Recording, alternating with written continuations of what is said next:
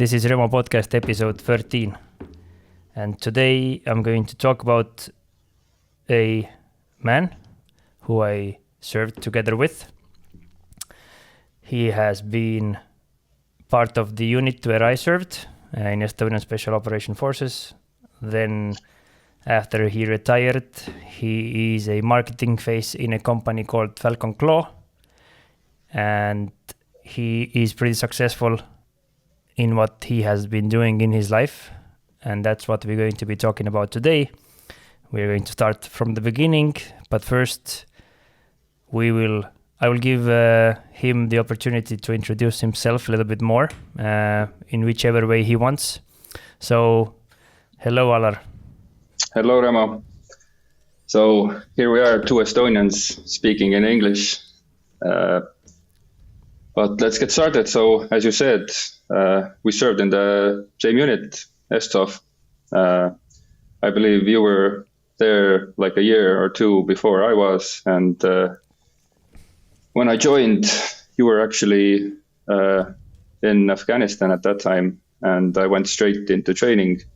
And we didn't really interact too much because when you're in different teams, you're kind of in your own little bubble, doing your own things.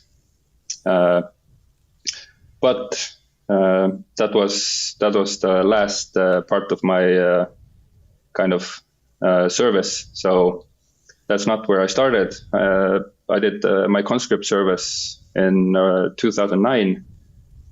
And I think it was, I started at the recce company and switched to this signals unit. Not very interesting at all, but I kind of got the bug to stay in the military, or I got the feeling that this is what I want to do during conscription. I kind of had an idea of going into the military before that, but that's when it actually solidified. So pretty much straight after conscription, I joined active duty, and with the idea in mind that I will eventually try out for the special operations. And I pretty much did this job kind of on the side. My main job was getting ready and training, and eventually passed selection and made it there. And that was in 2012, I think. Mm-hmm. And that's where my SOF career started. And I was there until 2023, the end of 2023. And that's when I switched to civilian life for the last year. So it's close to civilian life. I'm actually doing pretty much the same stuff I used to, just I wear these clothes now. Haven't changed much. Yep. So that's my military career. So what about what's you're doing in what's your main role in Falcon? So at the end of my military career, I kind of already was looking for a job similar to what I have now. So something where I can play with guns and expensive toys and shoot and train. And I kind of stumbled on Falcon Claw on actually social media, and I looked at their stuff. They were doing cool things. I kind of liked it. I contacted them and started talking, and actually they were looking for something along the lines of what I thought I could provide. And that's where it kind of developed into what I'm doing now. So when I had a little chat with the CEO, we made some deals, and then I knew that I have a place waiting for me when I leave the military, and I made the decision and took the jump, and now I'm here. So at first, leaving the military was really difficult because I actually, in my head, I was certain that I'm gonna do it until I die, or like until the end. I wasn't gonna leave. Mm-hmm. But things change. Life changes you, and had to make the change for myself. And I've had some days that I regret leaving, but all in all, I'm very happy with my decision. I did it at the right time, and I'm actually doing what I want to do right now. Yeah, and I'm not actually missing the military, like the activities too much, because I still keep doing all of that stuff and more actually. Mm-hmm.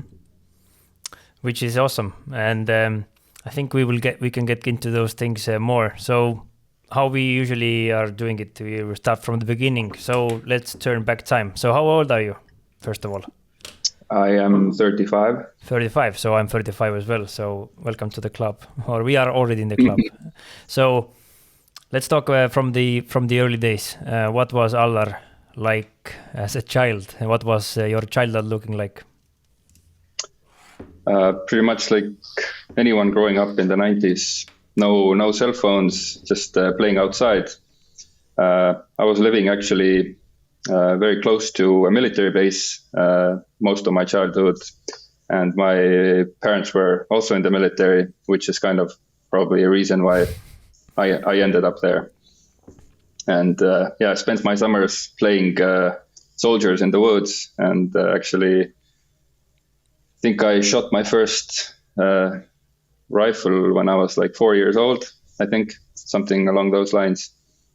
And growing up playing war and being around soldiers and seeing all that stuff probably influenced my decision. But during my childhood, I wasn't actually very much into like sports or physical stuff that much. Wasn't really good at it, or wasn't gifted in any way. So my childhood was pretty ordinary, I would say, other than my parents being away all the time. So they both were in the military? Yeah. So my father was an officer and ended up reaching general and being chief of staff of the Estonian Defense Forces. And my mother was doing some logistical stuff in the military. Mm-hmm. So how was that their parenting style like? You were the only. You. I know you have a brother. Were you the only ones? I have two brothers. Two brothers. And the older brother was also in the same unit. Mm-hmm. So how was the parenting style in general? What was it look? What did it look like? Pretty much, we kind of raised ourselves. Three young boys. So got into a lot of trouble. Managed to get out of it alive, which is surprising when I think back at some of the things I did. But what were some of the troubles? In which part in Estonia you were raised in? So the first couple of years, up to I think grade 4, it was in Võru, southern part of Estonia, and one of the largest military bases is down there, and I grew up pretty much next to it. So I saw that on a daily basis, all that military stuff. Mm-hmm. And I kind of, so what we did as children, we kind of sneaked into the woods where the soldiers were doing their shooting drills and stuff. And that was one of the dangerous things that we probably shouldn't have done. But the regulations and all that stuff wasn't really there back during those times. So you can kind of just walk onto the range and maybe they notice you. They didn't have any security posts or anything. So how close to the shooting range you got to sneak in? We were actually walking on the shooting range, picking up UXOs and stuff like that. So I remember some of them brought good. Home. I think I brought one home as well at one point. So what did your parents think about it? They never found out. They probably don't know most of the stuff we got in trouble for. Mm-hmm. I can imagine. So you were the middle one, or which one? Yeah, the middle one. Mm-hmm. So the one that gets blamed for everything. Absolutely. So how was that raising up with two brothers? It was it was like you would expect. So a lot of fighting. So you kind of get beat up by the older one, and then you beat up the younger one, and that's how it goes with brothers.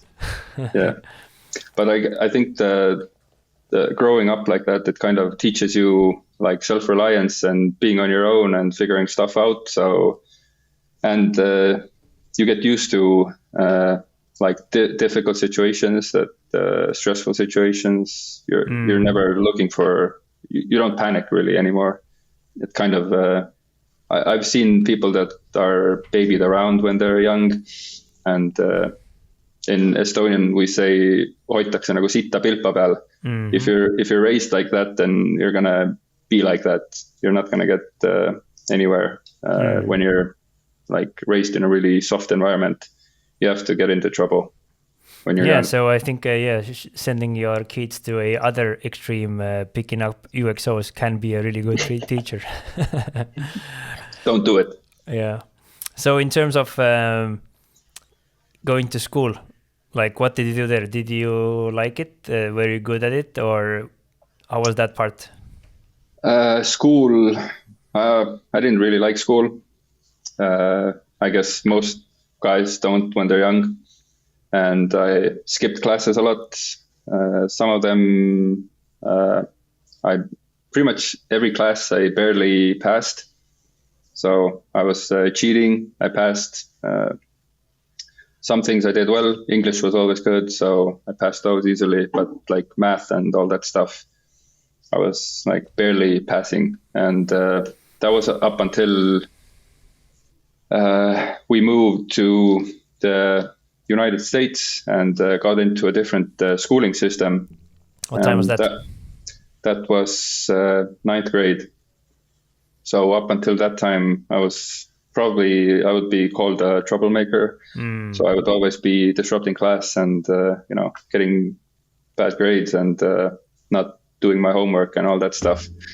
But when that thing happened, I don't know, for some reason, I wouldn't say it was easier, the schooling system, but it somehow suited me. And I think I had perfect grades in almost every class. And up until the end of high school. So you had to move because your family moved, right, to the military? Yes. So by that time, my father was pretty high-ranking colonel, and he had to go to a school in the States, and we went along and had to adapt to a new system, new friends, new language, and kind of a new life. And from that point on, I never came back to the Estonian school system. So what was that like, the transitioning and what you started doing in US? How was the difference between Estonian culture and what you now found out there? It was a big shift. It's hard to kind of get used to it, especially at that young age. You don't really know what to expect, and you kind of the younger you are, the easier it might be to like adapt. But I was a teenager, so during that time your brain kind of works a little bit differently. So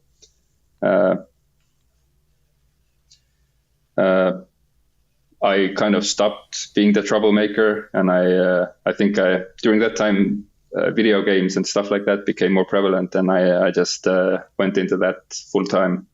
So all my free time I was sitting behind the computer and playing games. Which state you went to in US? I was in Virginia, so we were the school my father went to was in Washington D.C., which is right across the river from pretty much from the Pentagon, and we lived like one click from the Pentagon. How did your brothers kind of live through the transition? Did they change the same way as you did?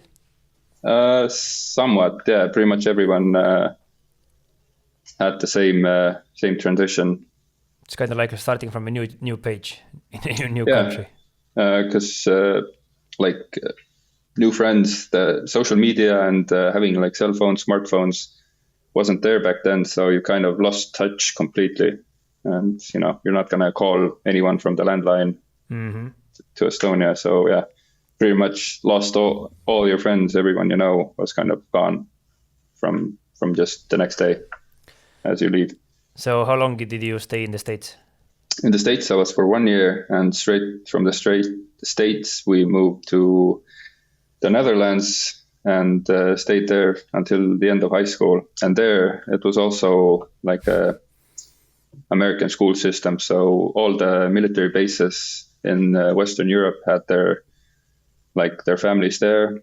All the Americans, Canadians, whoever was based there, and their kids went to the same school. So I was still in school with mostly Americans. Mm-hmm. So not so much in trouble anymore, or still doing shit. Yeah, still staying mostly out of trouble. Playing a lot of video games. So during that time, I was not very physically active. I would even say I was fat at one point. So that did not help with my future career choice at all. Actually, did the opposite. What did your parents think of that? I guess they thought that, like everyone, it's normal. Every other kid was doing something similar. So playing video games, going to school, and eating junk food. What games did you play? At one point, I think it was World of Warcraft was the main one.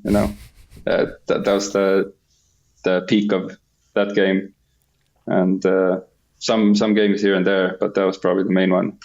And that's designed to eat up your time. I can imagine. Yes, there is I think a Netflix movie where a disabled dude made his life in it. It kind of provided him a place where he could live a normal-ish life.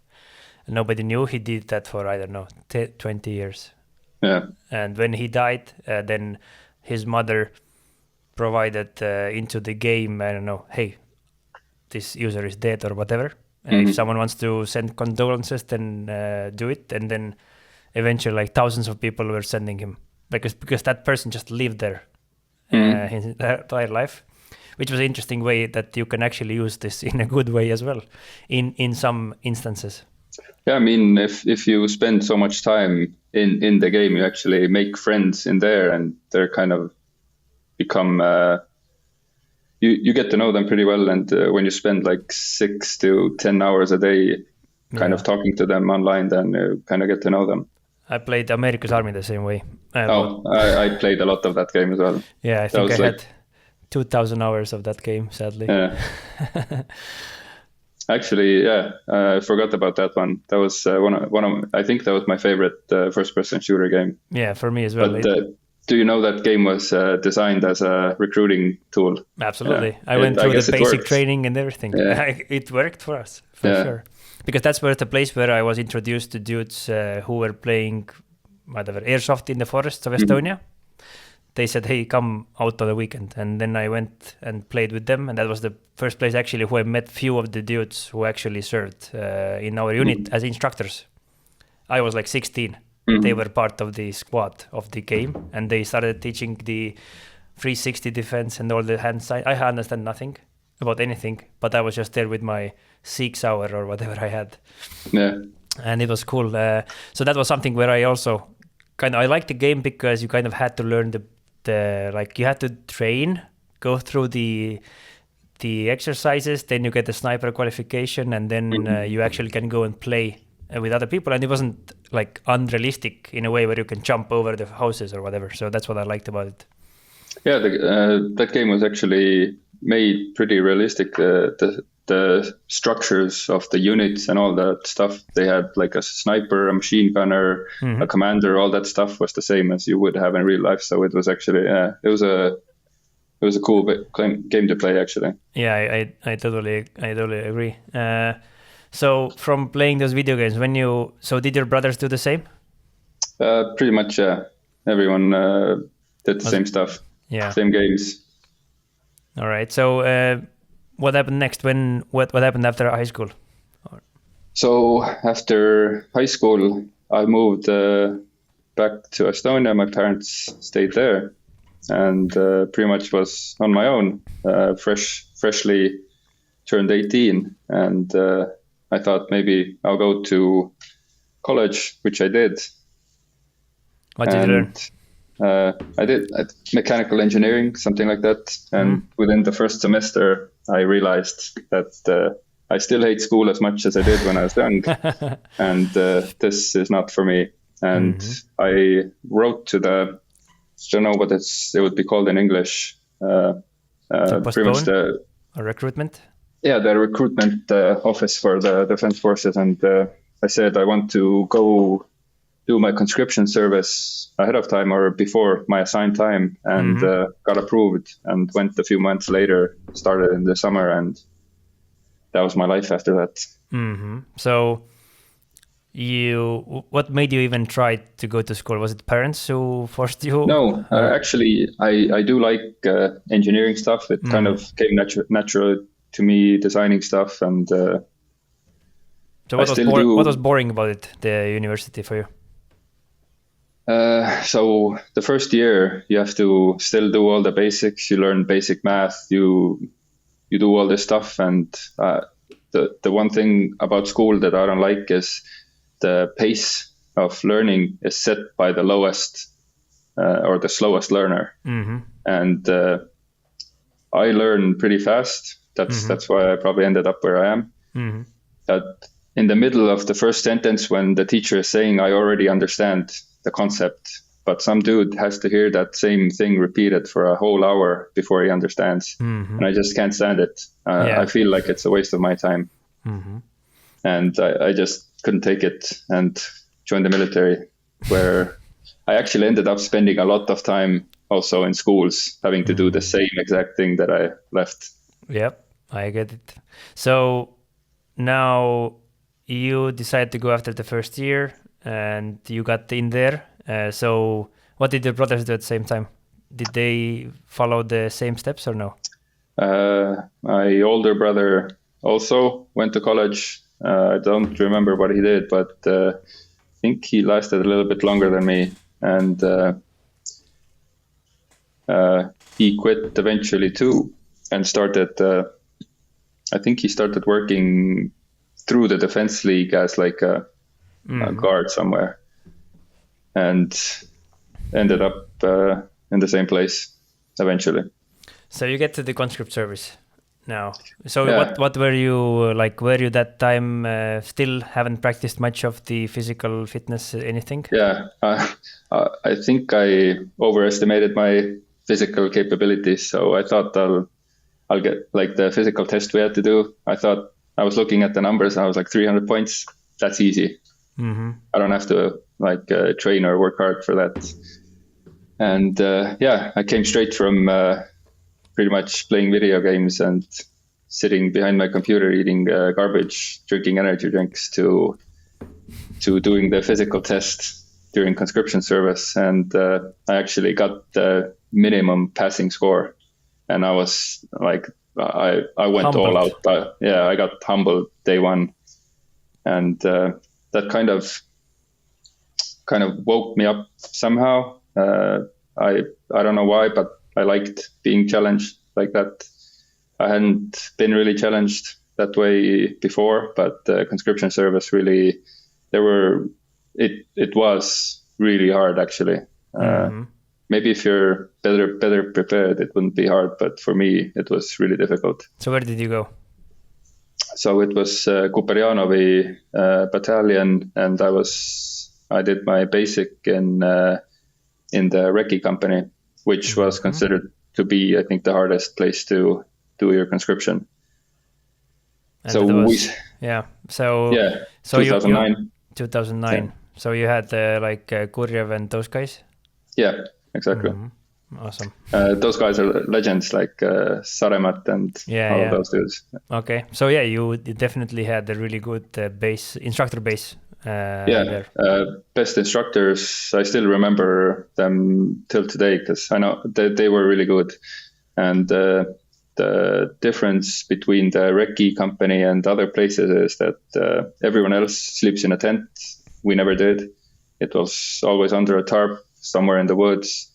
We walked everywhere and didn't get much sleep. I think we were in the forest like 3 times more than anyone else. So got really good experience from the basic.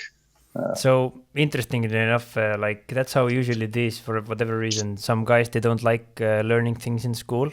But then if you turn on the physical part and you're sucking at something, but then also someone kind of shows you a way that, hey, this is a structure. If you do X, Y, Z, then things will go better.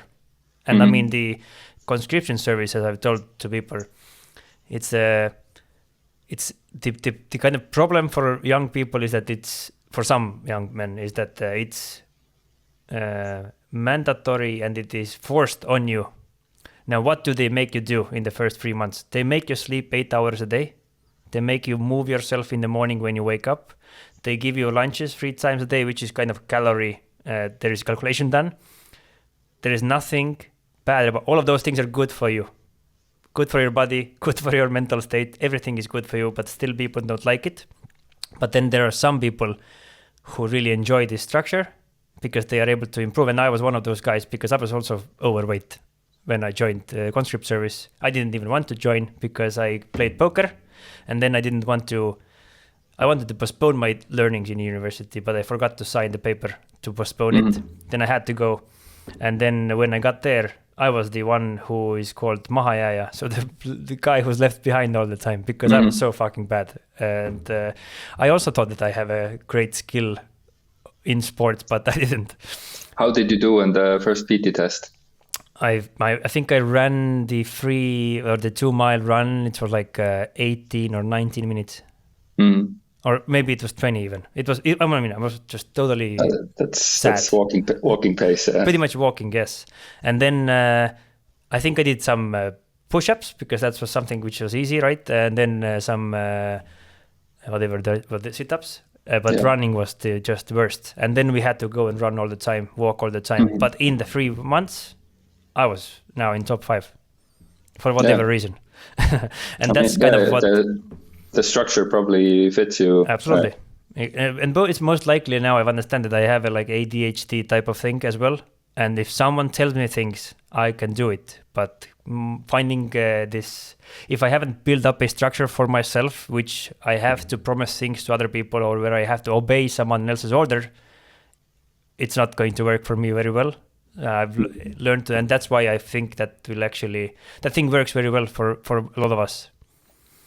Yeah, I've actually heard from a lot of people that those guys who struggle in school or get into trouble when they go into the military, they're superstars. Yeah, it absolutely. Kind of works that way. It's just different. Yeah, it just suits differently. I think you get this understanding of if you do some things start to go right way and you start liking it. And what I loved about what the commander of Estonian SOF, he said that who we are looking for in SOF is people with doctor's degrees, bar fighters with doctor's degree. That's what we kind of need. We need troublemakers because that's what we need during a conflict because there is no set of rules. It's a chaos. You have to figure out how to do things. And when you are going through that uprising, then that's what you kind of do. You are breaking the rules. You are figuring out how to solve a problem. And that's what actually we love and which we like. So if you're in a really good boot camp now, when was the first time you started to notice that, okay, this is the shit for me? I think towards the end of the whole conscription service, because that's when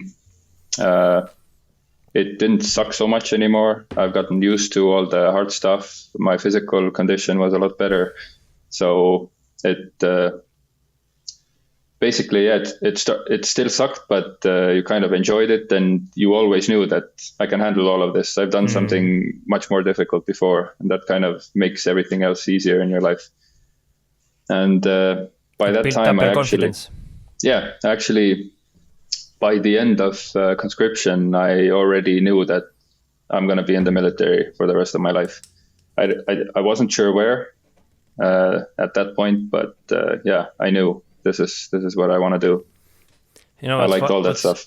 What's cool about it is that there is a thing which we can say now at the moment. Like there is like this kind of thing where a lot of young people are playing only video games and looking into the screens. We were like that. Mm-hmm. You just have to send them to the conscript service. Yeah. They figure out things. There's a saying in Estonian that conscription makes you a man. I 100% believe that's true. I don't know if the conscription that we have nowadays does that as well, but back then it kind of that was for most guys. That was the first time they were actually away from home, they were responsible for their own life. They had to do difficult things. That kind of wakes up the man in you. Like if you keep living like a soft life, you might never get to that point that you know that you can maybe do some really difficult things. Yeah, I definitely agree. And do you also see that there are other people like you there, other men, and you start to learn about other men as well, what it's all about? Yeah, you see a lot of different kinds of people. I mean, I think in my conscription service, I saw like the most variation of personalities and types of people. Some people are extremely lazy, while other guys are like extremely dedicated. They do everything on point. Like you see such a variety, and you're kind of trying to see where you land. Mm-hmm. So how did you do? Like, were you able to become a sergeant or something? Or yes. So I became a sergeant. So I led like this signals team that has to set up radio antennas and kind of so nowadays it's when you're giving out radio signals, that's where the artillery is going to land. Mm-hmm. So what my team's responsibility was to be the decoy for like a command center. So we pull the antennas away from the command center, and we would be the ones that get hit with the artillery, not the command center. So sounds my like favorite. A great job. Yeah, not something I want to do. Yeah, it makes sense. So so when did you realize that you're doing good at it? So by the last few months, I actually started liking it. I did all the physical stuff really well. And during like the final exercise called Spring Storm, at that time, there was like this demonstration by soft guys. Like 3 soft guys came with their gear and kind of did this promotion. They wanted the conscripts to go do selection, and that was the first time I actually heard about this. I didn't know there was like a special operations unit in Estonia, and that kind of piqued my interest. But at that time, I wasn't really there yet, so I didn't think I'm not going to be able to do that. But after I left conscription, I went active duty, and I don't even know where the click was, where I thought that, I can do that stuff. I think it was during training. Like I just, after leaving conscription, I got into physical training a lot. And I think that actually built my mentality up to where I thought that I'm gonna do this. So what do you think before you went to the service in the signals unit? What were your main takeaways, or what were your evolutions as a man by that time, which you didn't have before the conscript service? What did you understand now, if you have to recall anything? What it taught me mainly was like self-discipline. Is pretty much what I got the most, I think. Didn't have much before that. You had it, but it was in the games. yeah, true, actually, because you had to be very disciplined in the games as well to reach something. And I have this kind of mentality: if I do something, I have to do it to the max. So if I play something, I'm going to forget everything else, and I'm going to do it to the best of my ability. And that kind of transitioned over to training and all that stuff. So when I started training, I was going to do it like as good as I can. So I learned how to push myself physically in in conscription, since you're doing it in a group and you often get pushed beyond your limits of what you would do when you were on your own. So that kind of taught you that my limits are way further than I thought they would be. So then I learned how to do it by myself. So when I go out running, I would run harder and faster than I would maybe before conscription, because I didn't think I would be able to. But at the point you're out of breath, you can still go 90% more. Like that's only 10% of your capability. That's probably like knowing that you don't really know your limits, and I still haven't met them. So you learned about yourself that you haven't understood your limits or your capabilities before, and now you have kind of understanding of how to even move towards them.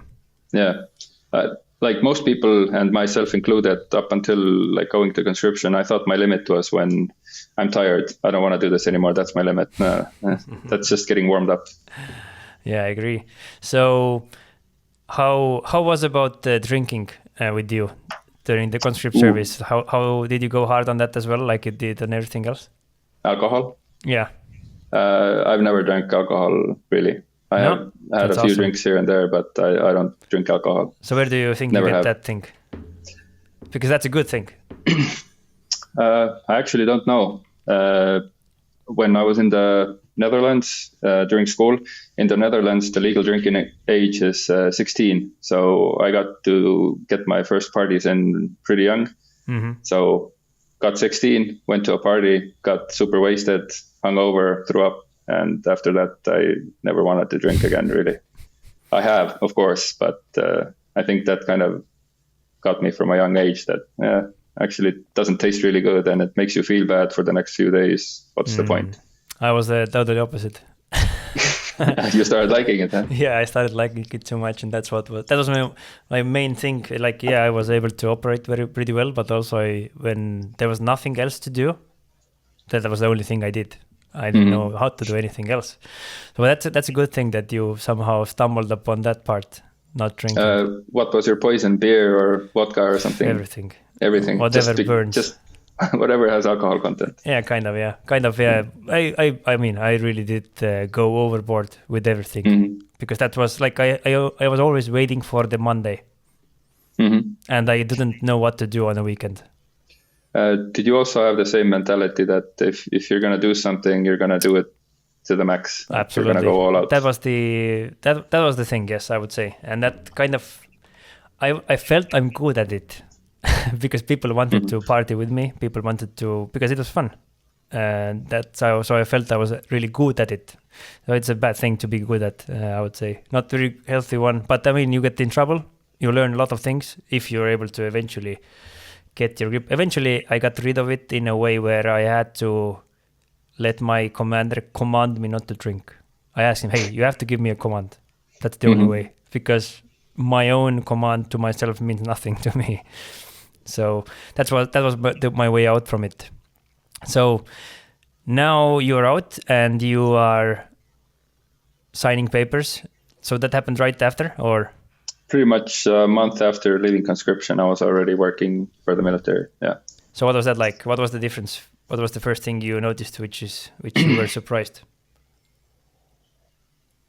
The pace was different because in conscription, you're always learning something, you're doing something, but in active duty, at least what I was doing was just smooth sailing. You're just kind of being there, waiting for the clock to reach whatever time you're off work, and you're done, and that's it. You're kind of really slow pace, but that was exactly what I was looking for, because that was not what I was going to do. That was not my goal. My goal was to get some money, be in the system, and train. To get to the selection, right? Yeah. So what was your training looking like? How long did you train before you went to the selection? Actually, I ended up training with the goal of going to selection in mind. I think it was over 2 years of getting ready. That's a long time. And yeah, it consisted of a lot of gym, doing push-ups, pull-ups, lifting weights, running, swimming, and of course rock march. So just putting on your boots, heavy backpack, and just walking for 20 hours. I wish that I did that as well, but I didn't. I just drank for a summer and then went for a selection. I mean, and you passed. I mean, yeah, I wasted 2 years. I know, it's interesting that like I never had that preparation. I never have had that urgency or that capability to wait. I want to do it now, or never, kind of. And I really admire people who are actually capable of putting together a plan, go through that and prepare for a thing and then go to the selection. So it actually took you 2 years? Yeah. I actually, with most of my decisions that I do, I think I overanalyze everything. So I try to get everything perfect before I make the jump. The same was with leaving the military. Yeah. I thought about it for 4 years, I think. I was like kind of building up to it, and then finally I found the right moment and did it. Well, I think from my perspective, it's a good thing, because I'm the total opposite. I just jump into the fire straight away. Oh, it's awesome. Let's go. No preparation. Oh no. But now you are totally prepared. So the 2 years, you just pretty much train, and then eventually end up in a selection. Yeah, I ended up in my first selection. Oh, okay. You did it twice. All right. Yeah, I liked it so much. I wanted to do it again. Absolutely. So, yeah, training went pretty well. I felt like I'm there physically. I think I was, because none of the things were physically difficult, but I think I wasn't on the first one. I wasn't mentally there, even though I got pulled from the selection for a medical reason. So my toes got really fucked up from walking, picking the wrong shoes, and that's the only way how you can get out, right, and come back as well. So what was that like? What was the first impression now? If you have been training, you get to the selection. What was the first in-your-face moment there? So if I remember correctly, the first thing was the physical test. I don't know why, but I'm always super nervous about the physical tests. I've never failed any of them, but I still get nervous. But the test, the minimum requirements for SOF were much higher, so they were close to the maximum points you can get. And I think I did it, but it was much harder. Like during training, all the numbers I needed to get, like the running time, the push-ups, sit-ups, pull-ups, everything, it was easy. But when you get there, you didn't get to sleep the night before, you're nervous, you're stressed, so you're already tired before starting. And I was really struggling to get through that. So even like mentally, mainly, right? The first thing I already did, I was so mentally drained from the anxiety leading up to it that I barely passed just the basic PT test. That's crazy. That's how crazy it is that what your brain can do. Yeah. Physically it's easy, but you just do it in your mentally head somehow. Yeah, that's the overanalyzing, the four years of analyzing. It happened in one day. Yep, that's what I did. But yeah, for me, the first selection lasted, I think it was 8 or 9 days. So it like every single thing there was a kick in the face. It's a lot harder. Like when you're training up to it, you're gonna do one thing and then you're gonna rest. You do another thing and then you're gonna rest. In selection, you do one thing, you change your clothes, you do the next thing. You change your clothes, you do the next thing. You get muddy, you do the next thing, and you just keep on going until you're done. Until you're done, or you quit. Was it similar to did you think that you were ready, you were ready for a conscription, and you were not? Before you went there, you thought that you were awesome superstar, but you were not in reality. I was more ready for a selection than I was for conscription, because before conscription, I couldn't really gauge my abilities. I had nothing to compare to. But by the time I went to selection, I had a rough idea of what people are capable of, what I am capable of. But the structure of the selection, that's what I hadn't really anticipated. I have never felt that before. So the training, I had to switch up my the way I trained after the first selection. It was funny that the Kurjev, he was my very close friend before he killed himself. But before he did that, he helped me. He did me a 2-day selection. before the selection. It was like, I don't know, 1 week before, which was totally stupid because it fucked up my toenails. Because that was the only problem I had with my feet, is my toenails came off, and the reason why they came off was the pre-selection, what Kurjev did to me in south of Estonia. But to me, like the selection part was hard until the day 7 or whatever, because then everyone got fucked up, and my legs were good, so I only had to kind of be a gray man amongst other people, because it wasn't hard for me. It was hard in the beginning because I wasn't physically strong, and I was like just strength throughout the summer, and then went there, and initially everyone was like, I don't know, Olympic fucking dudes. I wasn't. I was always the last one. But now, if we got to the day 7, now everything was equal. And I've always been thinking, okay, my abilities are starting from the day 7 forward. That's where I'm the strongest, because I've been through the misery all the time. Because when you're trying to do sports with other Olympians, it sucks all the time. You're always in the suck mode. So that was like, oh, I can now breathe. Everyone else is in a misery. Oh, that's what it's like. So I just have to wait until the day 7, and then I'm good. So how did you feel when you quit? Like, what was that? Were you bummed out? It was kind of both at the same time. I was relieved and really disappointed at the same time, because I wasn't gonna quit.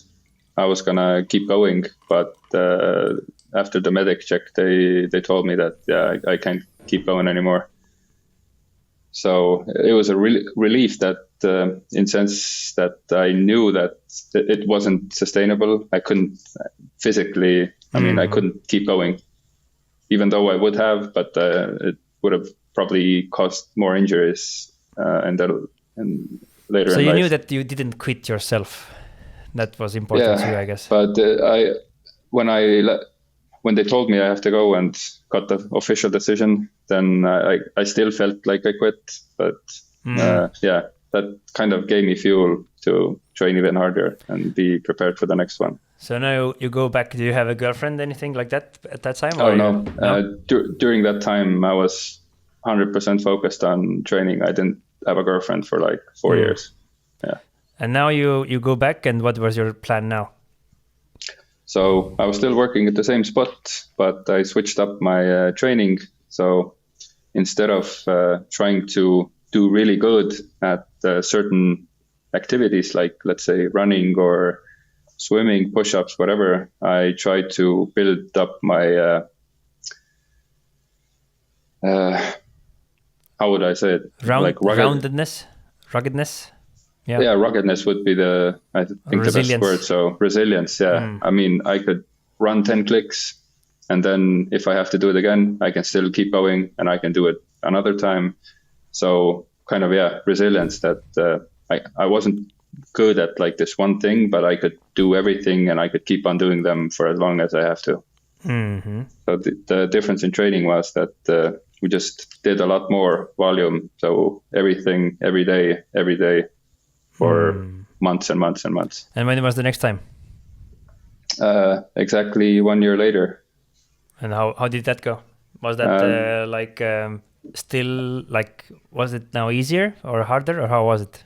I'm not going to say it was easy, but it wasn't difficult. It was. You knew what to do.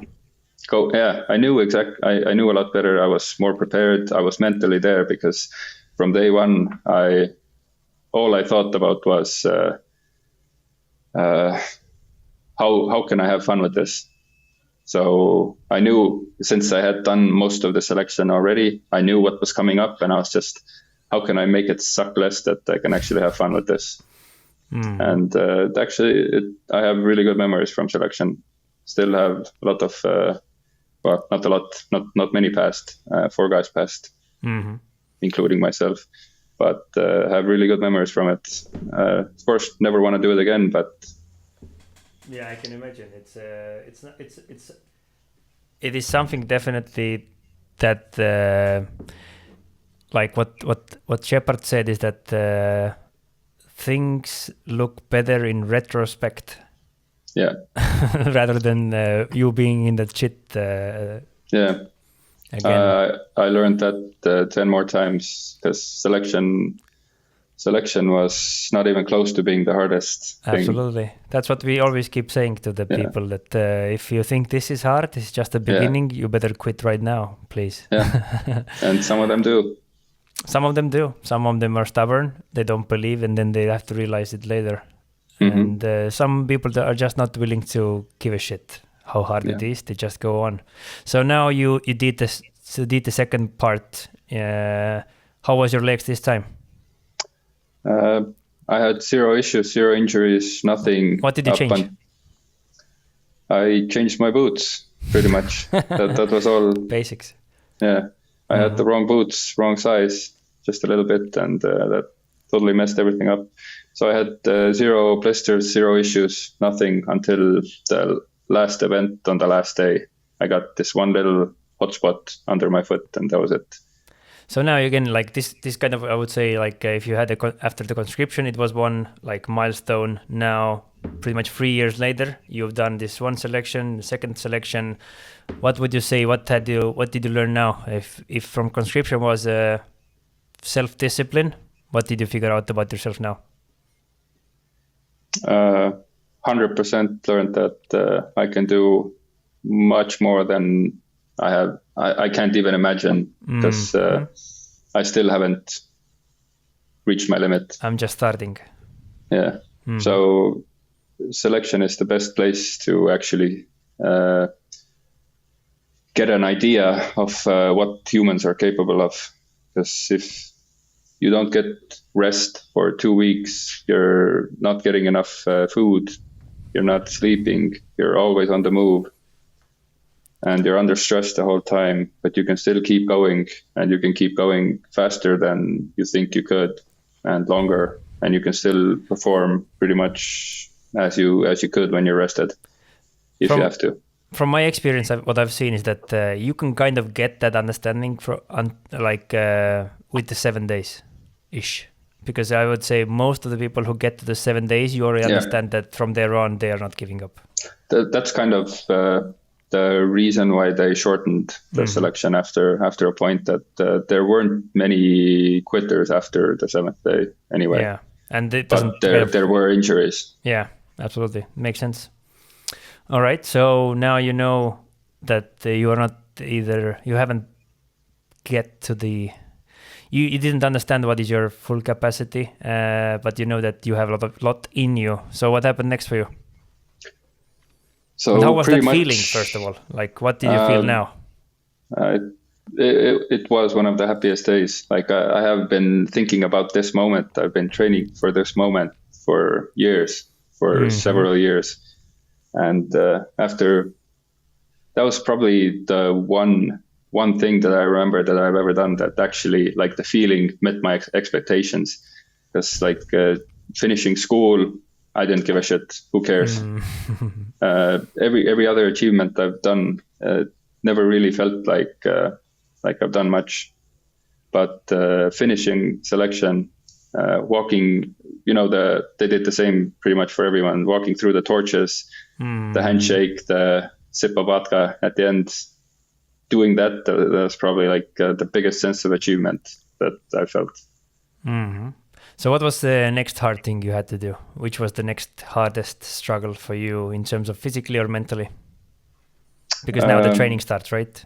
Yeah. So the training, pretty much every other event in the training was like some part of selection. So like either land navigation or like the swimming part. So during basic training, I think 2 or 3 times a week in the morning, we had these swim sessions, which were just a big suck fest from start to finish.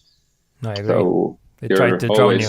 Yeah, they pretty much tried to drown you all the time. You have to swim with gear underwater. So it was a smoke fest, but I enjoyed swimming. I liked swimming. I was good at swimming, still am, and I did really good at swimming. But it was difficult. It's so mentally taxing that but that was in the beginning of the day. You do the swimming and then you do the rest of the training.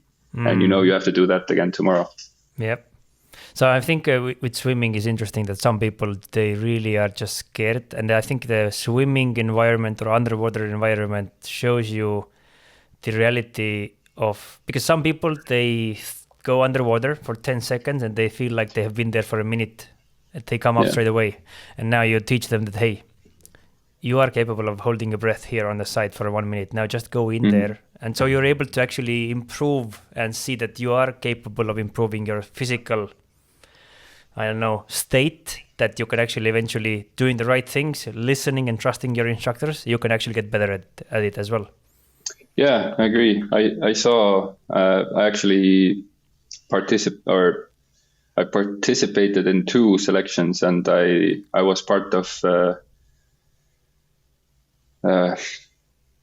doing the selection or selecting new candidates for another, 10 times, I think. And I saw a lot of people struggle with water. For some reason, some people are just afraid of, when they put their head underwater, they're panicking, they're done. I don't know where that comes from. I don't know if you can completely overcome that, but some people got better. Yeah, you can improve it if you take a leap of faith and trust your instructor and do what they tell you to do. Then you're able to incrementally increase. And if you have a good instructors, then they are capable of understanding how to adjust based on you, how to configure a little tiny win for you, even though it seems like they are not doing it, but they actually are doing things knowingly. Then if they do that knowingly, then it's a very good way of improving every aspect pretty much, because you gain confidence in everything. So what was next? What was the thing that was there anything that was so hard to you that you saw, oh fuck, this was a mistake that I joined? Nothing like that. Like every time, pretty much several times each year of my service, there were some events that I'm like, truly sucked. What? Yeah. Why did I have to do that? I could still be at the signal battalion, sitting behind the computer and getting a paycheck and being nice and warm. But then you remember that I went through selection. I went through all of these difficult things, and this is nothing actually. I just suck it up, wait a few more hours, the sun's up, and you can keep going. So it's years of training, going through those cycles, which eventually builds again resilience. And then eventually you're able to get sent out somewhere where you go to Olympics. And as I understand, you had the opportunity to go to Africa, right? Yeah, that was pretty close to the end of my service. I had to wait for quite a while, but I got to do it eventually. But going back to the mental resilience, I think I like the way David Goggins describes it, building a callus on your brain. So each time you do something difficult, then everything else that maybe seemed difficult before or would seem difficult if you haven't done this hard thing kind of makes everything seem a lot easier. And that's why I would recommend people to, if you're even thinking about it, if you don't want to join, just go do selection, go try it. It'll put so many other things in perspective for you. Everything else is going to seem so easy. Like if you have to do your 9-to-5 job and you have this task ahead of you, I mean, it's actually nothing compared to like doing something actually difficult. And if you haven't experienced it, you don't know how to kind of compare it. And the more things you do, like each time you do something, you kind of make your mind more resilient, so you can keep on going even further. Resilience a muscle. Yeah. I agree. So in terms of learning, and now you were able to get through the courses, which were really world class. What were the main things you now figured out about yourself during the times when you actually just like trained? What did you learn about you, which you didn't know before? I learned that I'm a fast learner, especially in like skills wise. So learning a new skill comes really, really fast to me. So what's your system? Do you have, can you recall yourself having a system? What makes you good at learning? Is it that you're learning? Is it that you're listening? Is it that you're interested? Is it that whatever? What is it? What's your system, if you could describe it? For me, it's listening. So I remember when someone tells me something, I remember that. If I read it, maybe not. If I see it and someone tells me about it, I know it forever.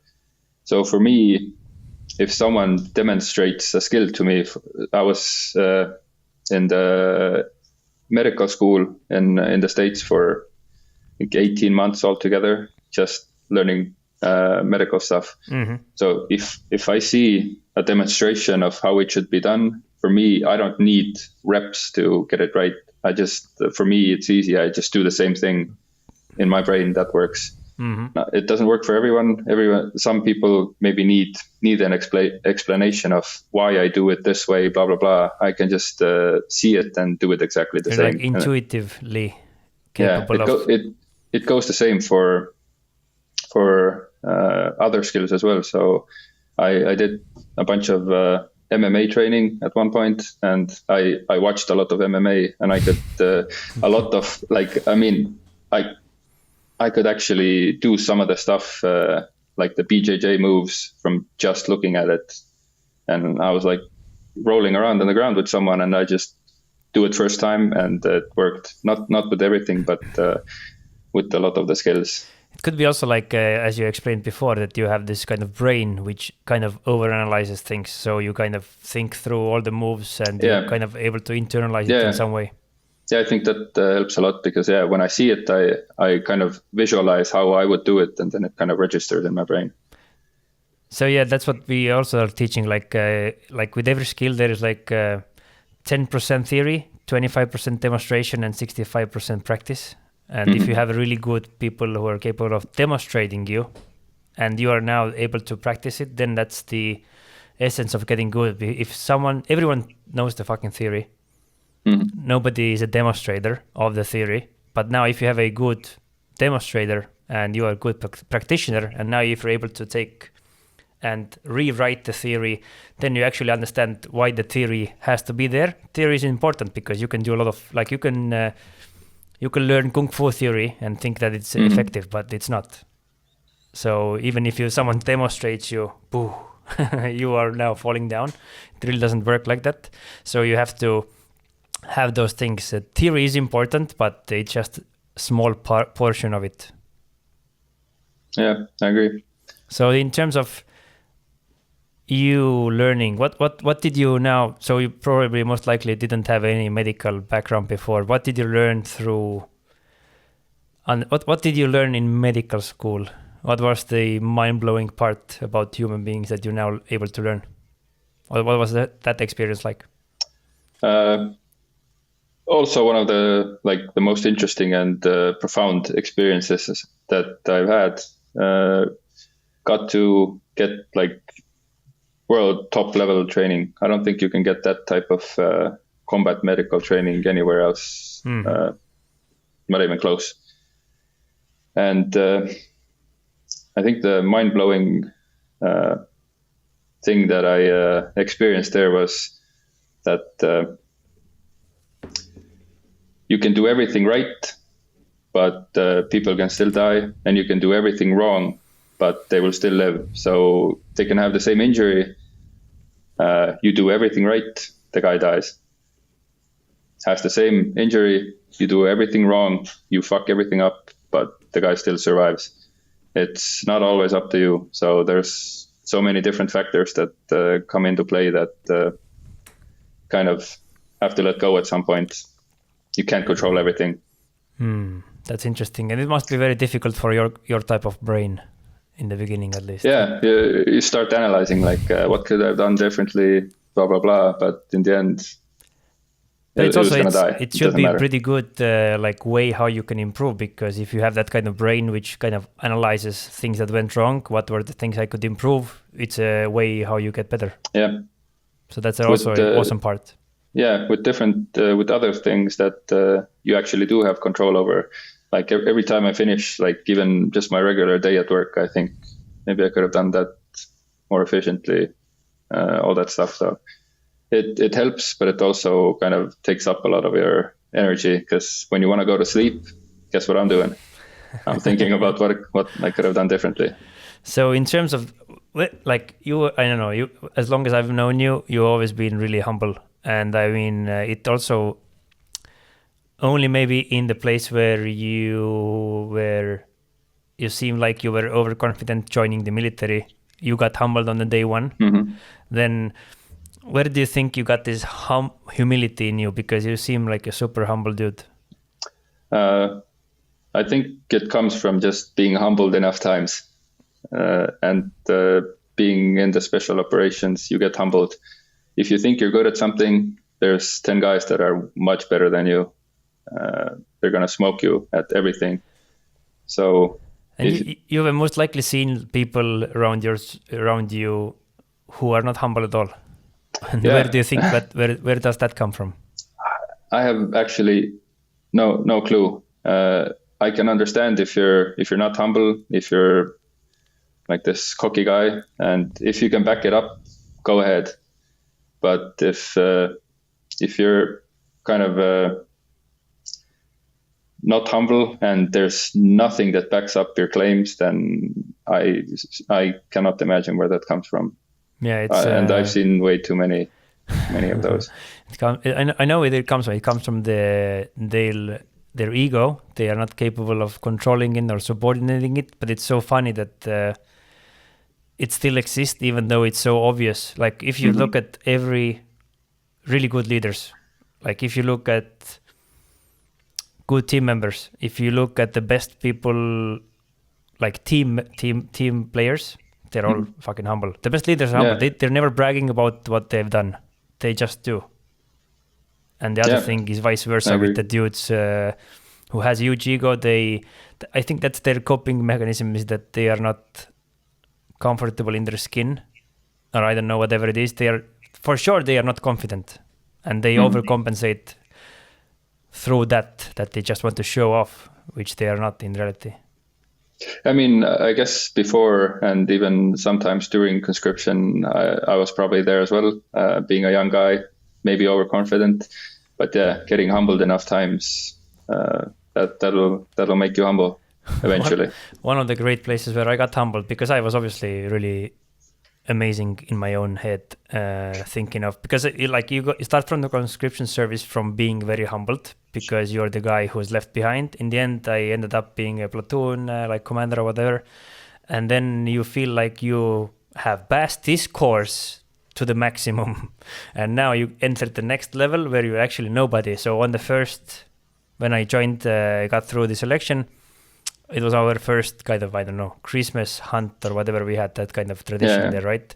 And then one really respected dude, who you know, but I'm not going to name the name, he told me that, hey, Remo, you have to get 10 years older in 1 year.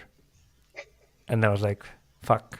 I really respected that dude as well, but he just gave me that simply in the face.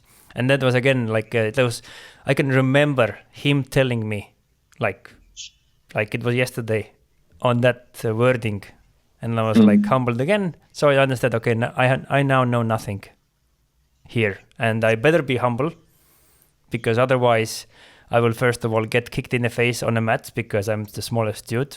So I better have good relationships, and I better be humble, because otherwise my face will be fucked up on the mats. So it's easiest way is to be humble before you get humbled. I think, being in that unit is one of the best places to get humbled, because a lot of high performers end up there, and if you're gonna get humbled somewhere, that's probably the place. So what do you think also in terms of yes, you're humble, but what was what would you say? What was behind your success in being considered as a good team member? Because I'm 100% sure that I don't know anyone who thinks that you were not. So what do you think? What do you contribute that? Is it your personality? Is it your humility? Is it or where did you get your relationships building skills? And at least I hope people think I was a good teammate. It goes back to this my obsession of trying to do everything as close to the max as I can. So with doing any of the training, whatever it was, I always tried to do the best, get the most out of it. So that might be a part of it. So whatever course I went to, my goal was to get the most out of it, so I can give the most back to my team.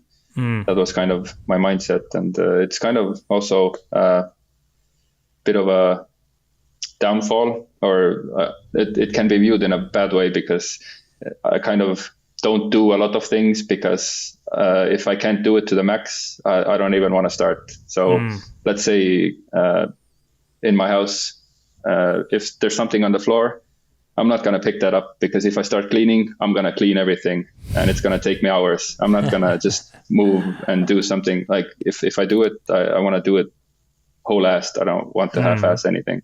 Mm-hmm. So have you also had any like mentors or role models as you've gone through the service time that you have looked up towards, who have kind of demonstrated you the ways how you want to be, or the ways who you have become? Yeah, definitely. I'm pretty sure it could be a lot of the same guys that you looked up to, all of the older operators that were there before us and were the team leaders, the sergeants. Most of those guys, they're there for a reason, and because they know what they're doing, and can't really say anything bad about those guys. Yeah, absolutely. I'm sure everyone looks up to them. Yeah, it was funny because when I eventually like quit the military, I found out myself that I had a few like mentors or role models that were just YouTubers. Like Chaco became a mentor, because the Joe Rogan became a mentor. Then on the business side, Patrick Bet-David at that time became a mentor. And then I had Raido in the civilian sector again. Same dude who you were in the conscription service was your instructor. And then a CEO of a company. And eventually, there's so much you can learn if you have open-minded. Like you can learn from those people. If they have been good at something, just try to replicate that and learn from them. And if you're humble and know how to build relationships, it's just too easy. Yeah, being humble helps in that sense. That I remember during the first few years, when I didn't like some person, or I didn't think they were like good at something, and they were giving a class, I wasn't going to listen to them. But I remember one of my mentors telling me that you can learn something from absolutely anyone. You just have to find something that they're good at, and that they can absolutely teach you something. And I kind of changed my mindset in that way, that even if it's okay, yeah, I was in the special operations, but I can absolutely learn from someone from the regular army about whatever. I'm sure they have something to tell me that I don't know. And being with that mindset that you can always find something from anyone has actually changed a lot of how I interact. What did you learn from the NCO school coming to that thing then? That's a hard place to find something useful, but mostly just from there, building relationships. I think for most tough guys that went there, it doesn't really carry over that much to what we do on a day-to-day basis. But what you learn there is just people skills, because all of the other guys there are from different branches, different ages, doing different jobs, and you kind of you make your network or your connections a lot bigger. So kind of using those connections from the NCO school actually helps you a lot during the rest of your service. We got out of some trouble quite a few times thanks to that, and some other stuff I don't want to talk about. That is exactly what I mean as well. Like what was also told to me by someone similar to who was mentoring you is that, like, when we went to our Q course, it wasn't really great one because it was international. It wasn't in States. It was somewhere else in Europe. Mm-hmm. It sucked, but we were capable of learning things about myself, what I don't want to become. We were capable of learning things, how not to do things. And those things are sometimes more valuable than actually seeing a perfect demonstration of things. So sometimes the contrast between good and bad is very good to have. Yeah, negative experience is also experience. Absolutely. And the positive experience like rarely makes you learn too many things. You get overconfident rather than learn something new. So now you've been in there, you've been learning stuff. What would you say, what's your confidence level before going to Africa? So before going to Africa, I had already been in service for quite a long time, done pretty much everything that I've wanted to do in the unit, and all I wanted to do was actually get deployed. Yeah, do it. So I think we were all pretty confident going into it. We had a really good training going up to it. I think during the at the end of the training period leading up to going on deployment is the most confident you're going to get with your unit, because that's the only time when they allow you to have the whole unit together and train day after day, get everyone up to speed, and everything works so smooth. So I think I had maybe zero fears is the correct way to say. I had no issues going out with my guys. I knew exactly if something's going to happen, we're going to handle it. And if we're not going to handle it, no one will. So it's going to go however it goes. So that's what the good training does. If the training is really good, it actually prepares you. It's like your preparation for the selection. If it's a good preparation, it's very difficult to fail in that sense, that you will go and perform and you will give everything what you have, and you know that you're confident. We have been practicing playing basketball for a long time. Now let's go play the game. Yeah.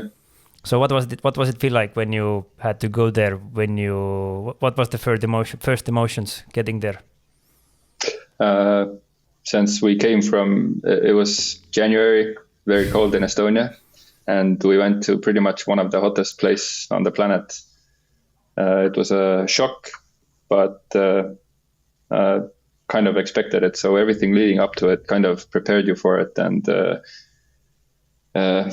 no real issues there. All I was waiting for is when's our first mission. That's what we were waiting for. And we had training facilities on the base as well, so we could kind of get used to the climate, used to the environment, and run some practices and drills. And when we first went out, it was a great feeling. I was so training up to going to selection was 3, maybe around 4 years of thinking about it daily. This was 9 years of training for this moment, and it was a great feeling. First time riding out and going on a mission. So what happened? What did you do there? What was the general terms of what you were doing in that area? So we were pretty much looking for bad guys. We had some intel from the locals, from the French intelligence, from the UN base next to us. It was all this mixed information. We didn't really have anything concrete. We knew some areas where the bad guys are going to be, and our goal was to just ride out at night and try and surprise them and find them. And we had some fun times. So the first day out, the first morning, we already had some 50 cals firing. Singing. Yeah, that was the funny thing is, I thought I would maybe get like a tiny bit kind of flustered or scared or something, but right when I heard the shots, I'm like, let's go towards the gunfire. We got ready and rode out. And you were also in a leadership position, right? During that time, no. I was kind of the senior medic. So I kind of, okay. I was one of the senior members on the team. Mm-hmm. So what would you say? You just pretty much felt in the zone straight away. Yeah, definitely. I would say being out there on deployment, it's the same as you going into conscription the first time. You have this routine. You know how everything works. You know what you're gonna do. Like you know exactly what you're gonna do.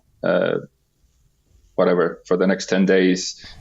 So kind of I liked being there. Of course, you're away for 6 months in a very different place than you're used to, but it kind of still feels like home, and you feel at ease. I never felt like anxious or out of place. It's kind of weird, like when I've been speaking with some of the civilians, and obviously it depends on your deployment as well, what a shit show it can be. It can be a very disastrous deployment as well, depending on where you go and what you face there. But to me, when people kind of ask me, or I don't know,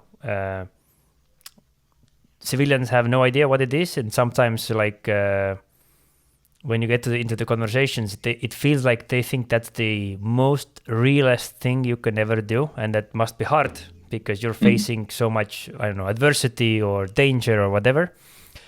And I've now provided them a comparison, because to me, living in a civilian world, it's much more difficult than being there on a basketball court playing basketball with the dudes I've been practicing to play basketball. Yeah. And when you get off after the game, that's where the struggles are. Mm-hmm. While you're playing the basketball, you're playing the game. That's what you do. That's what you've been training for. That's what you know how to pass. You know how to shoot the ball. Yeah. If you miss, you improve. I've been playing this game and practicing how to hit the net for 9 years. Exactly. So that's why it's like in that moment when you're doing those things, it's actually you are ready. If your training has been good, and I'm quite sure that in 9 years you get trained up pretty good, then you definitely, it feels even like safer. It feels you're confident in that area, because eventually when you come home, then you have all the other problems. Mm-hmm. Which actually, like most of the time, I felt extremely safe. There were like 2 or 3 sketchy situations where I felt like I kind of this might not turn out well, but when you're riding around with these huge vehicles with 50 cal machine guns and grenade machine guns and all these skills and knowledge, and you're trying to find these let's say terrorists, that maybe 2 guys with 1 mag of AK rounds. Mm-hmm. There's nothing that they can do to us. So I never felt any danger really, except a few specific moments. So which were some of the highlights for you from that deployment? So of course, one of the biggest highlights was riding out for the first mission.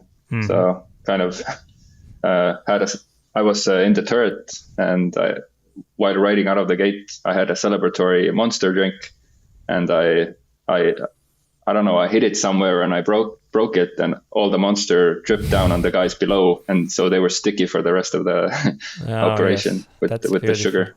Beautiful. And I guess all the times where we had these exciting chases after the bad guys, and nothing that really sticks out. It wasn't very eventful. We had a lot of close calls. A lot of guys got away because of for whatever reason. I guess there were leadership things that could have been done better on the French side, and and maybe some rules of engagement stuff that changed. Every single day we got some new piece of information that, hey, now you can't do this. Mm-hmm. At first days was so easy. Like if you see 2 guys on motorcycles, they're the enemy. You can shoot. And by the end, it was like they literally have to shoot at you before you can shoot them back. So that it became more restrictive. And how did that? So it's kind of like, hey, when you're playing basketball, you can't shoot at the hoop before someone starts to defend you. Yeah, it's pretty much the same. Yeah, it's frustrating, but it is what it is. Yeah, there's nothing you can can't do anything about it. Yeah. So, what was your main takeaways from that thing? Did you were there for straight 6 months? Yeah. And then eventually doing those things for the first time. Now you started to wrap up over there. What was the wrapping up going back home like?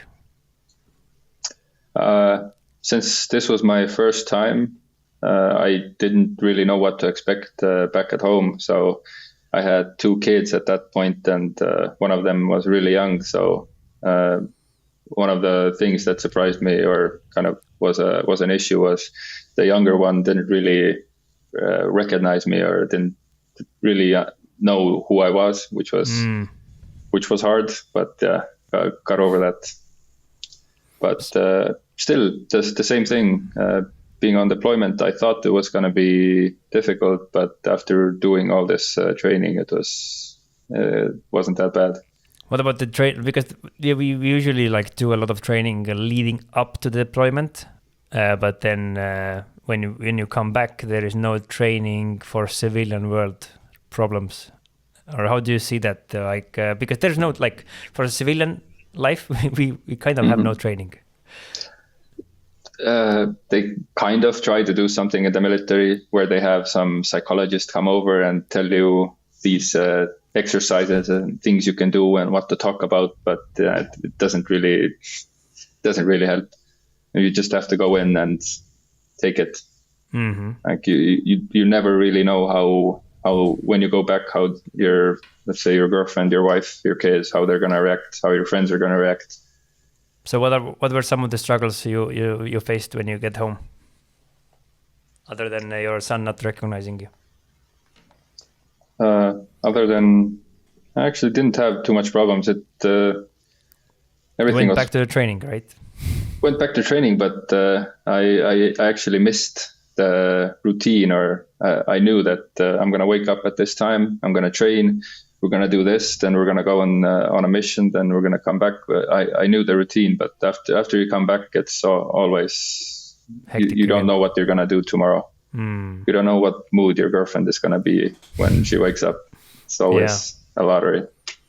So it's an interesting thing where like it's very similar to for most of the guys like we are, is that in the conscription service you get the structure.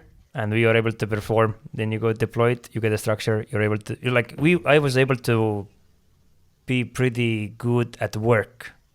Everything outside of work, I just sucked at, pretty much in some way or form. And it's so ridiculous that now when I actually quit or went to reserve, I've realized that you can create the same structure in this life, exactly the same structure. Yeah. You can bring it over, but while I was doing that job, I never anticipated, for whatever freaking reason, that I could take those lessons or the, structure of a daily schedule, that you should take that over to your everyday life as well. I agree. I very recently got reminded of this structure again. So I had gotten used to waking up at like 4 a.m. every day, driving to the gym, and then going straight to work. When I left, I kind of kept on doing that because my internal clock always woke me up at 4, and I knew that I was going to go and work out. But during the last summer, I actually stopped doing that, and my whole life went to shit. Like I stopped doing everything I should have. Everything got fucked up. So the same day that I just set my alarm to 4 a.m. and just picked up my old routine, everything was back on point. So the same structure you do in the military, it actually, you should definitely bring it over. Yeah, I mean, and you can actually do it all the time if you wanted to. There's no actual reasons why not. It's just that nobody's telling you. Yeah. And that's the so weird part about human psychology, that you have the answers in front of you, but it's really difficult to replicate in the next thing, which is like, hey, yes, in basketball, this is what works. Now you also on if off the court was football, you go on court, you play basketball, and then off the court you start playing football. For whatever reason, you can't connect the dots that, hey, this is the same kind of game, which same rules apply. Yeah, I agree. You need someone to tell you. That's why you still need like a mentor or a set of good friends that can kind of remind you once in a while that, hey, you should do this. That's what I found right now, that surrounding myself with the right people gets me in the right state of mind. Sometimes when I don't sit down with them, talk to them for a while, things start going bad, and then I sit down, I chat with them, and we exchange our thoughts, ideas, and you just need someone else telling you that, hey, this is what you should be doing. You did that before, keep doing it, and just remind you. Yeah, it's like a matter of reminding, and a matter of having the right people with the right mindset. Because if you have people with the wrong mindset, I don't know, a toxic mindset, that's fucking sucks. So how did you eventually end up making a decision, or when did you start to think of leaving the military? So I started thinking about it after the deployment.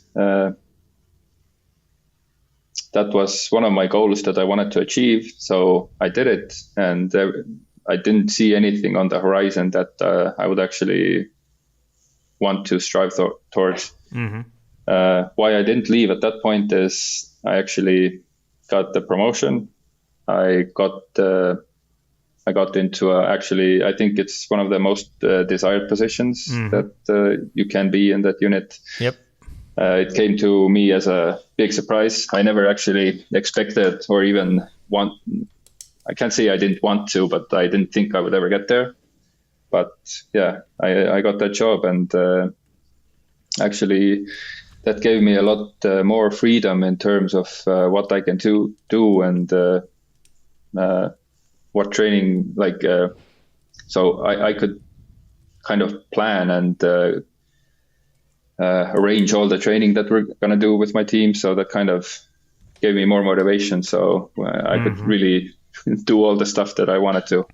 Yeah, to me, looking like maybe when I was in the unit, I really didn't understand what makes a good leader on a theoretical pace. Now I understand it completely well. What good leadership looks like, why some people are successful, why some people are not successful, because I've been into that world for so many years now, and I've been able to mentor and talk with really good leaders and also see the worst ones.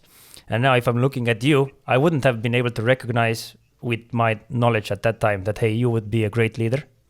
But now, if I have my knowledge, I could go there into the unit and I could see definitely the people who are humble, people have good relationship skills, people who are willing to improve themselves. They are the best dudes for those jobs, 100%.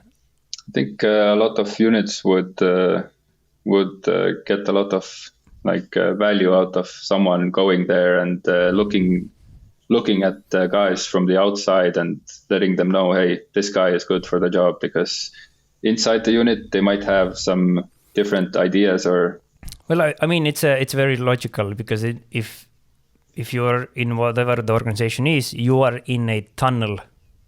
You don't see outside. You see this world the way you see it. Then whoever comes in, who is the new guy, they have a new perspective. Now, if they're a new guy, what do they know, right? They don't have the experience.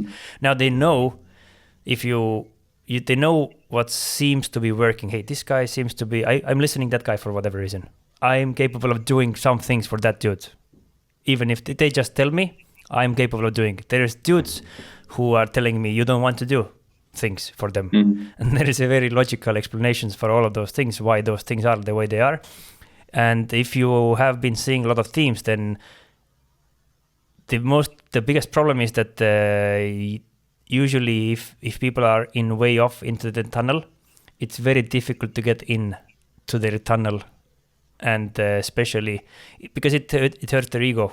What is awesome about at the moment is that we were capable of somehow getting our toes into the military academy, for example, to teach the future officers, which is awesome because some parts of the organization thought that, hey, it would be good to have a different perspective. Because in the civilian world, in retrospect, you have units and organizations and companies who are in war all the time. There is no peacetime. And you are able to get the repetitions in, and you're also able to see what works, what doesn't work.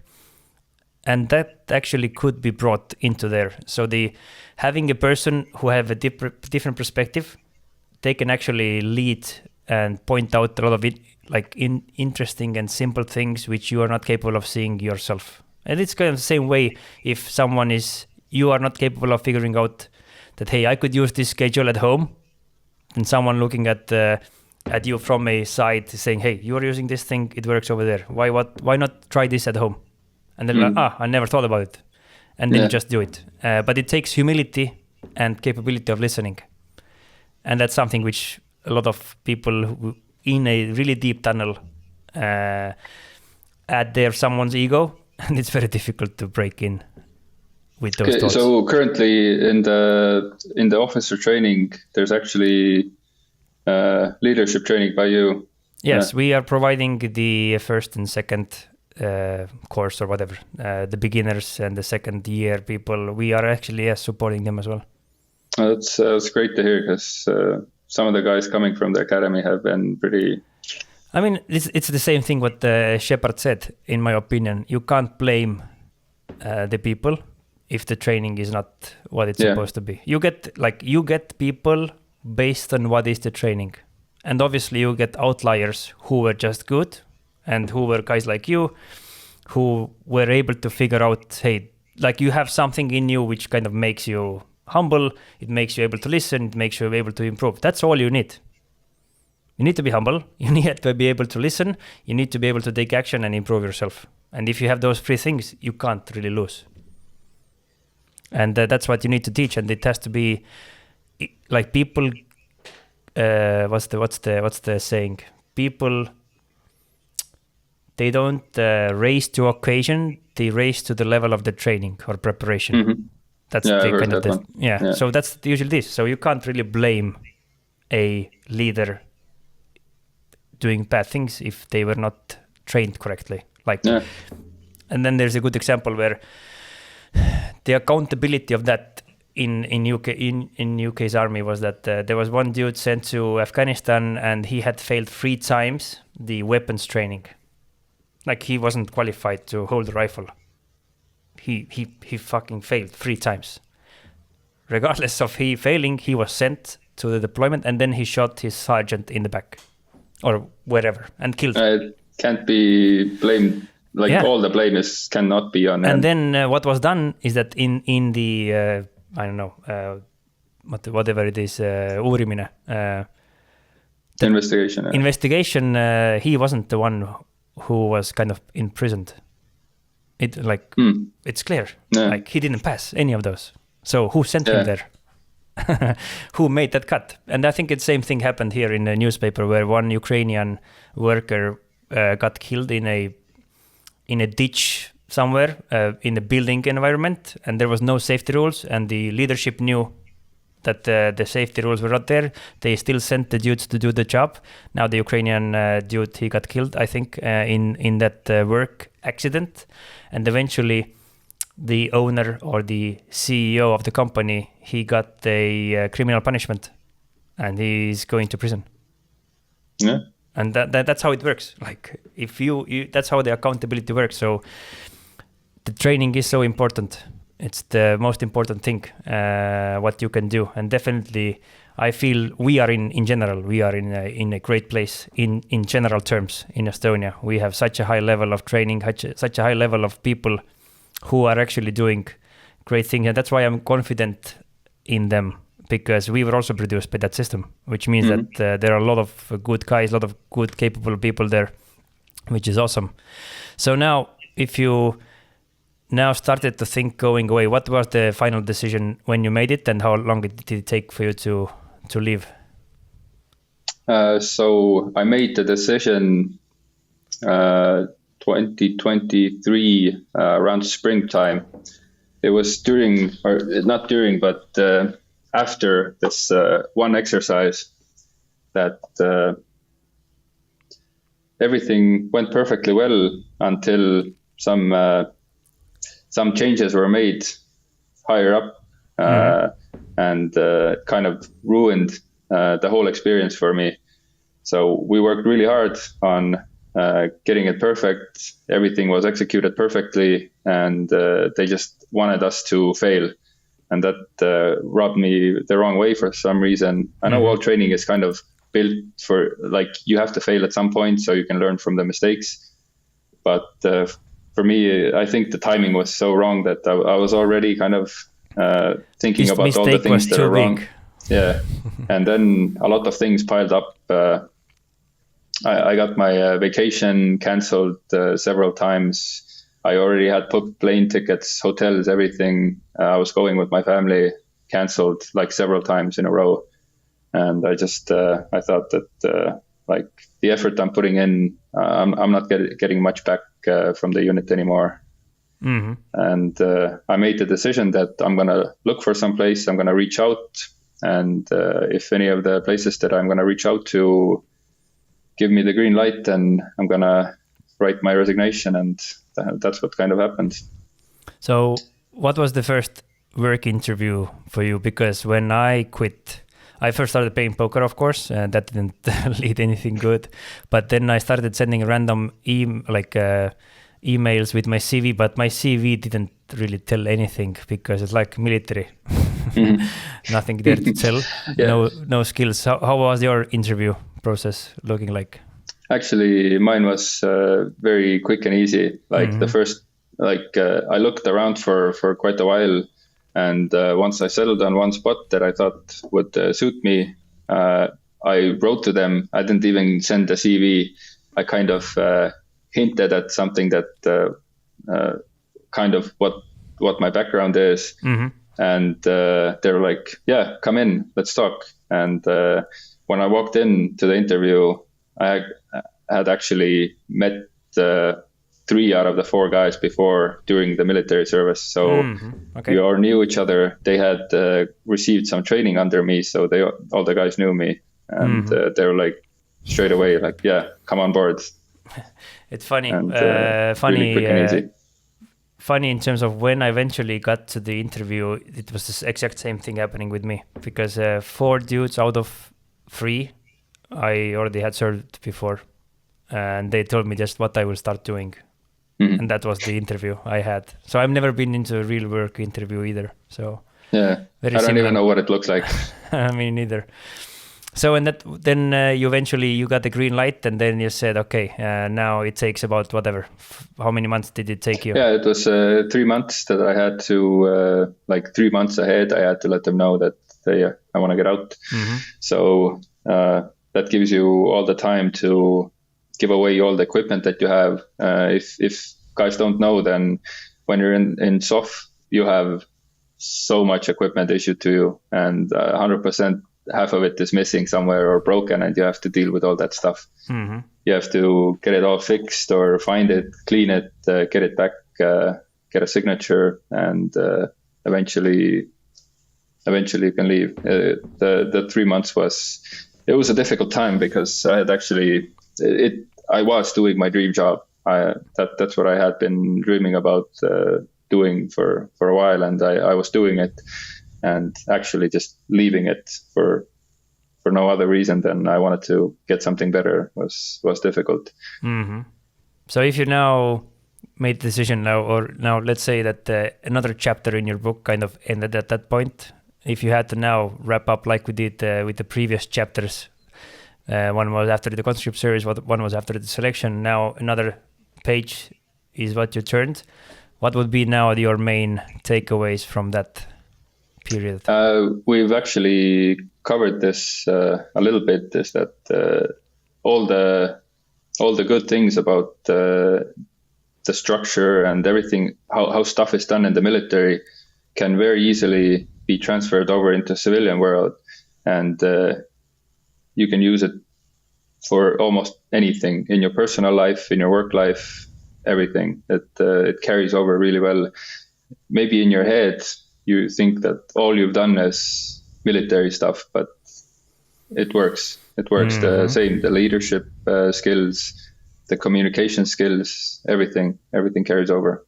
I totally agree. When were you like 100% confident that that's the case?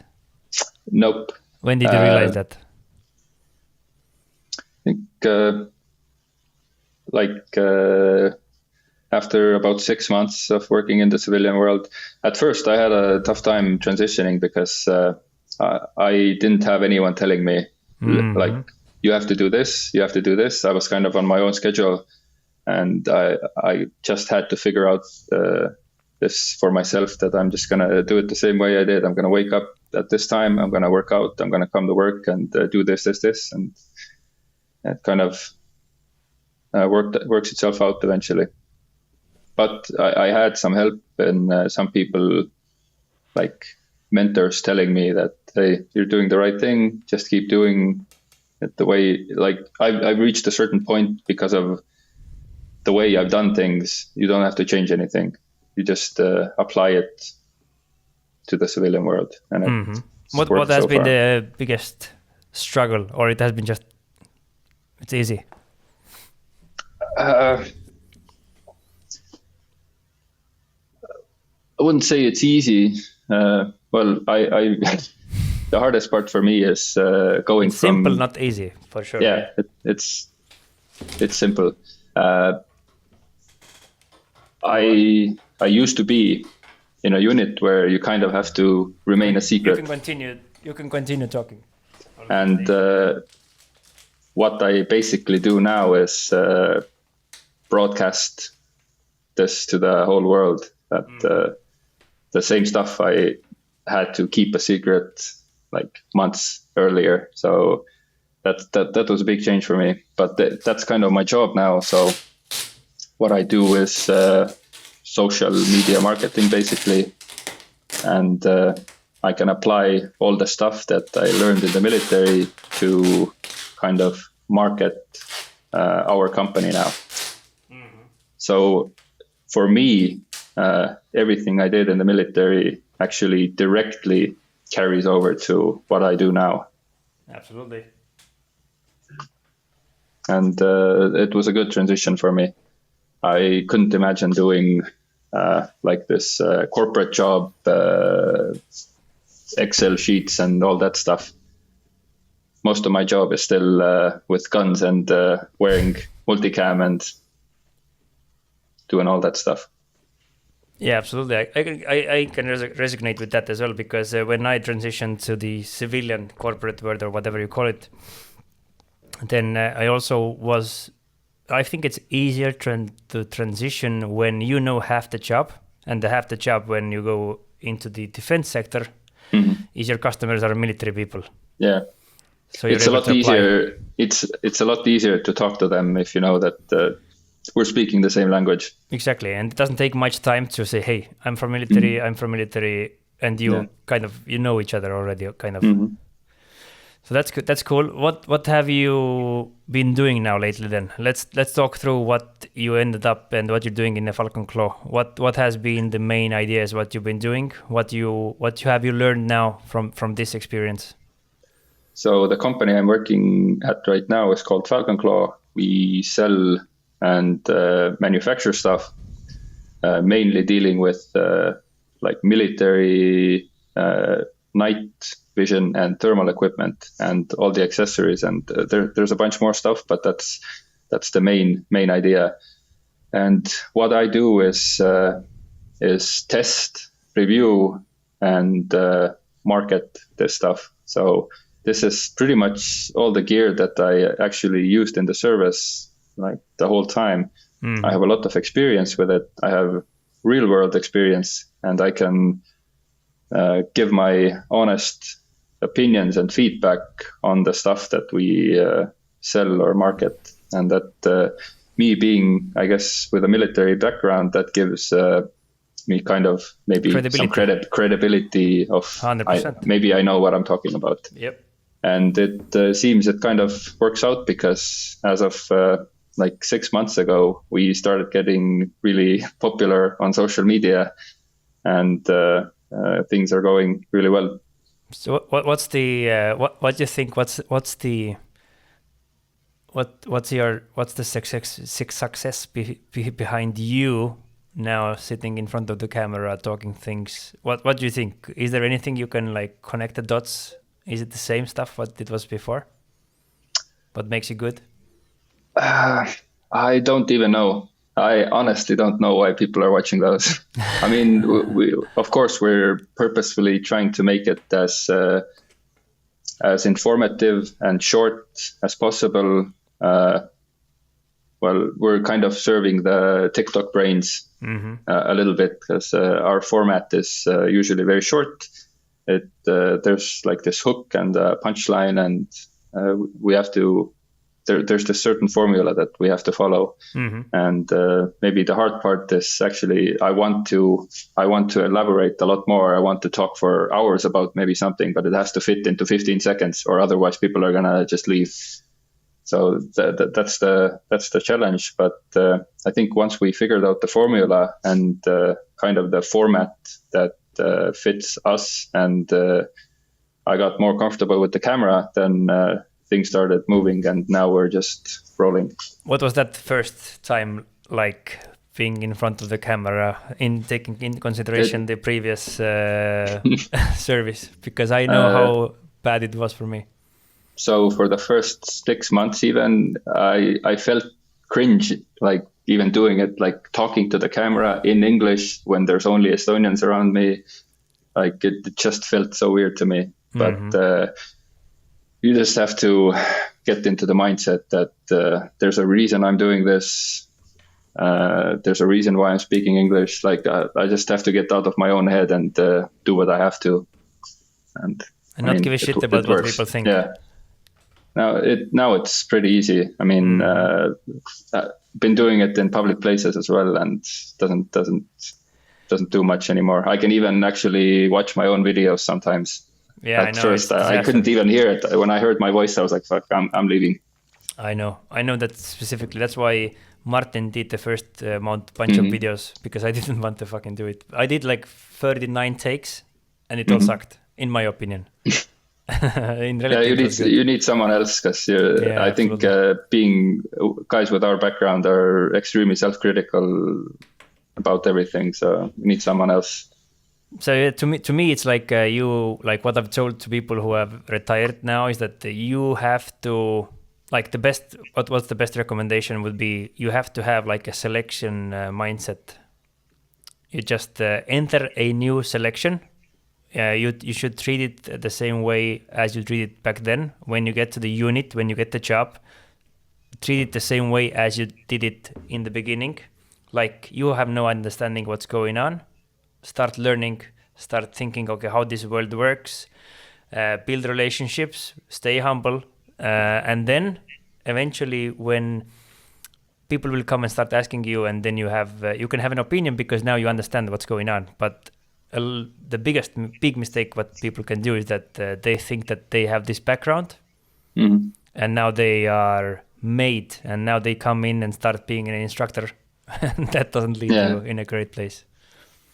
Yeah, that was a difficult thing for me to kind of it was a difficult transition in terms of I had never done any work outside of the military. Like when you're in the military, you know that you know what your paycheck is. You know that you're gonna get paid on this date, and all you have to do is train. You go there on Monday, you train, go on the weekend, and you keep on training. That's all you have to do. But in the civilian world, it's much more difficult. I mean, you have so many different regulations, all these taxes, all the stuff you have to worry about when you're, producing and selling stuff, exporting, importing. The civilian world is much harder than military was easy. And that's what it's interesting, and that's why I think why it is that in the military you get trained and then you get deployed. Here you just get deployed. Yeah, and you just have to figure it out on the spot. You have to figure it out, and that's why it's hard, because if you fuck up things, then you go bankrupt. Yeah. So it's kind of like if you have this. That's why I say that the people who have like this combat leadership experience, they can roll very easily here, because that's what this life is about a little bit. Like you don't have all the resources. You're not working there paycheck to paycheck. The paycheck doesn't care. You don't need the money that goes to your bank account, so to say, because you have 10 people, 20 people, 30 people. You have an amount of ammunition. Consider ammunition as your money. If you run out of it, you're fucked. You don't have nobody's dropping you with, no investor comes in with the, hey, here's a bullet. Yeah, you have to work for it. You have to go and figure out how to get those things. And then there are some regulations. There are some other fucking shit that happens. So you have to figure it out as you are on the front lines. You have to figure out things with whatever you have at your hand. So you can't go to a school for 3 years. Just have to figure it out right there. So that's why I think it's so similar to those worlds. And that's why I feel it also very interesting, because it's like always war. You're always deployed. Now the struggle here is that how do you find yourself those times when you take a vacation, because nobody's telling you to take it either. Yeah, and even if you take a vacation, you're still working from your computer. So because the war is still there. Yeah, it doesn't stop. You can't go home. You're at war the whole time. Yeah, that's why it's interesting, and you seem to be doing it pretty well with your team. So what's the other dudes doing there? What's your secret sauce behind your equipment? So I guess you mean the social media? And I mean the actual products. What you're selling? Oh, the products. Because I mean, with the social media, it's funny thing is that when your social media is very good, then if your product is shit, the only thing what your good social media does is that people figure out faster that your product is shit.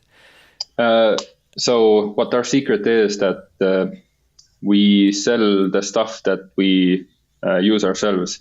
So all the guys working here are all either were in the military or are in the military. And this is the stuff that they actually use every time they go out. So we sell and promote and manufacture things for ourselves. I'm not gonna try and sell you something that I wouldn't actually want myself.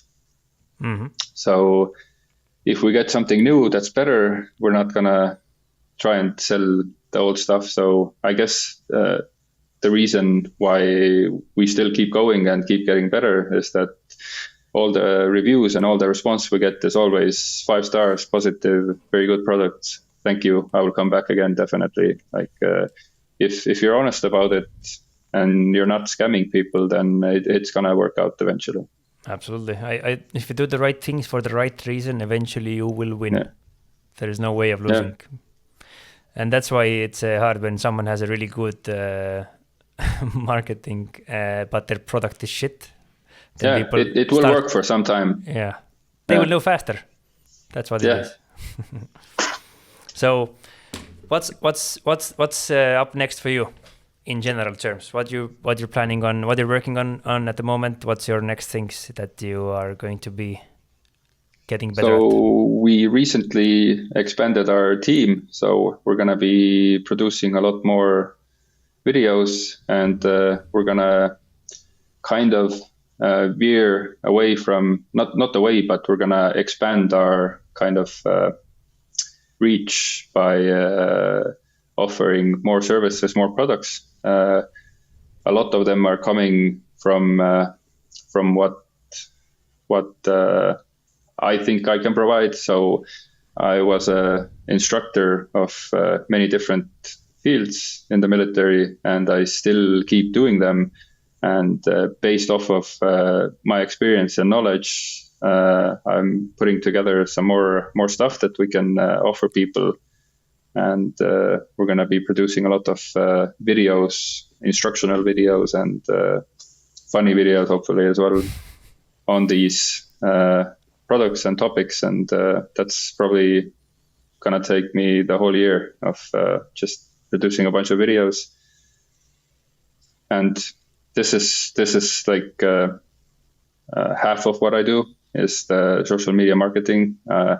After leaving the military, I went right back into it in a way. So I work. I don't call it work. It's a volunteer police officer. So I do that on the weekends. How is that job? And say again. How is that job? What are you doing there? It's very cool in terms of this is probably the closest you can get to doing like we always used to say in the military, doing the real stuff. Mm-hmm. So you're actually going out on the street and you never know what's going to come at you. You have to solve real world situations, not training events. And there's always like real danger of stuff happening. And I've done it for over a year now.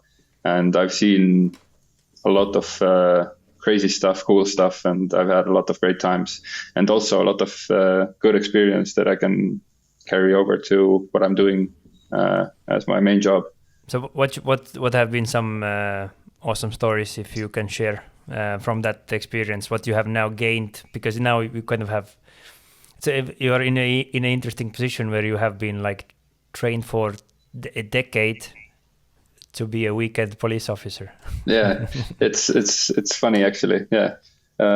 Well, some of the cool stuff that has happened, I've gotten to actually give a lot of medical aid to people getting, injured, stabbed, whatever, and solved some cases where there have been some armed individuals in buildings, and we've had to find them and deal with arrest them.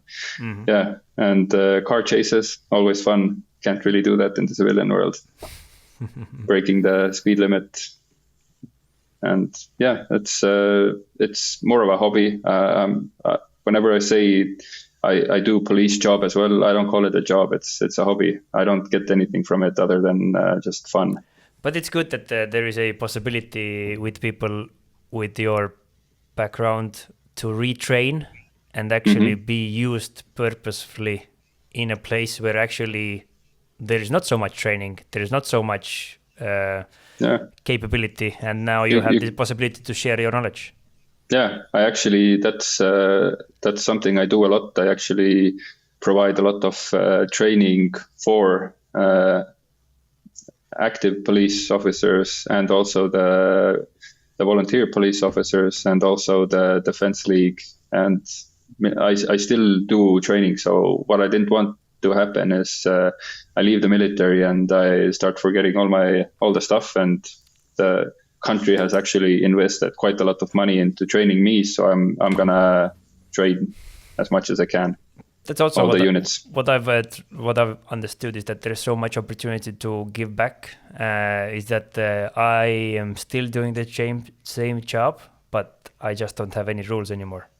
Yeah. And there is like you can do everything in the civilian world if you want. It's just a matter of want. Mm-hmm. So what do you think? What has been behind? Because some people, they are not capable of like let's say. Transitioning so well, and we've heard like these days that a lot of veterans, they are struggling. I think that there are more people done suicide than actually got hurt in the combat in terms of getting killed. Obviously, there are more wounded people. What do you think? What's the source behind you staying normal after the transition? Is it never step off? If you can call me normal. Yeah, I mean, we are not normal, but I can call you normal. Compared to you, yeah. We are not normal. Yeah, we are normal people. I guess, yeah, one thing is definitely that I didn't stop it completely. I still, it's like an outlet for me. Otherwise, maybe I keep this stuff in. Maybe I would get aggressive. I don't know. I need an outlet somehow, something physical that I can do. I guess I can only speak from my experience. It's probably that I still do something that I like. Maybe if some guys love the military, but they couldn't take it anymore, but they go into a job that they don't like, they just do it for the money. I mean, yeah, you need money, but if most of your day is spent doing something that you don't like, I mean, you're going to go crazy. I couldn't imagine doing that. It's like also like having a sense of purpose, which is bigger than you. You're able to contribute to things that are kind of bigger than you. You're still able to support other people, which you kind of are doing in the military as well. And I think one of the struggles of many military people who go to reserve is that they kind of lose the mission, they lose the team, they also lose the salary. Now, when they go away, the easiest thing you need to do to survive is to find a paycheck. And that can be a struggle. Now, if you even find a paycheck, it's very difficult to find the right dudes and sense of purpose, the right mission. And it was a struggle for me to find it as well. But if you're able to actually look, you have to just look more. You have to do more. You have to do it like you started in the beginning. I mean, nobody handed you any of those things in the beginning. So you have to do the same thing. And you have to have the right people around you. So I think what you've done a great job is that you actually have put yourself in the right crowd, like amongst other awesome dudes. And that I think getting around or getting a great team or having the right guys around you is, I would say that it's the most important thing, because that's the one thing I miss the most about the military is my team, the guys I was serving with, because those are the best dudes. I had the best times with them, and you're not going to get that anywhere else. So when you leave that, I can't really interact with them much because their schedule is crazy, and I'm doing a lot of stuff as well. So we don't link up that much, but you have to find this in the civilian world. Find some dudes that are like-minded, want the same thing, are pursuing something, and I think that keeps you going. I totally agree. Is there anything else? What do you think? What would be some of your recommendations for people transitioning from the military, based on your experience? What should they do? One is that find the right dudes. Ask the dudes who are already out. Talk with them. That definitely helps, because a lot of people have done it before you. I think asking for help as like a dude is difficult, but you should do it, because I've swallowed my pride. I've asked for help, and it's always good. No one looks down on you for asking for help. And I don't even know if I have anything to say to the guys. I mean, don't underestimate yourself. When you do good in the military, I mean, you can perform really good in the civilian sector as well. You just have to understand this world. It's different. It takes some time. It did for me as well. Year later, I can kind of understand it somewhat, some aspects of it. I totally agree. I think those are good ideas. Find the right dudes. Take your time. It's not the end of the world. There is another world. If you were good at one world, there is a very high chance that you can be pretty good at the other world. Doesn't matter what the word is. You just have to put in the same amount of work. And it should be easier. And people actually appreciate the work you put in, because they understand what it takes to do one job for years and years. I mean, it takes dedication, it takes hard work. They know that you have those attributes that's already good enough for some people. You don't need to have special skills. You can learn something on the job. All you need to do is have the ability to learn and adapt. I totally agree. So we have been talking about over 2 hours now. Is there anything you think we missed, what you would like to also, what kind of insight you would provide to someone? I don't know. Is there anything we missed? I would talk about physical training. So all right, go on.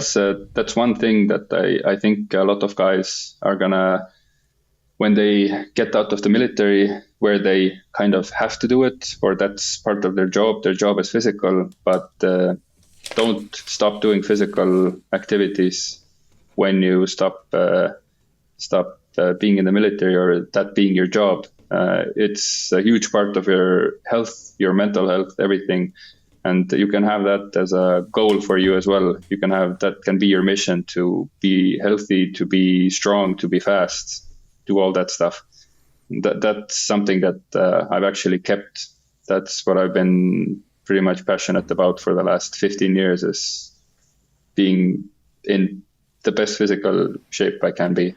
So what's your I don't know, is there a secret? How do you I think I know the answer, but what's your secret behind what's the word, being not predictable, but consistent, exactly.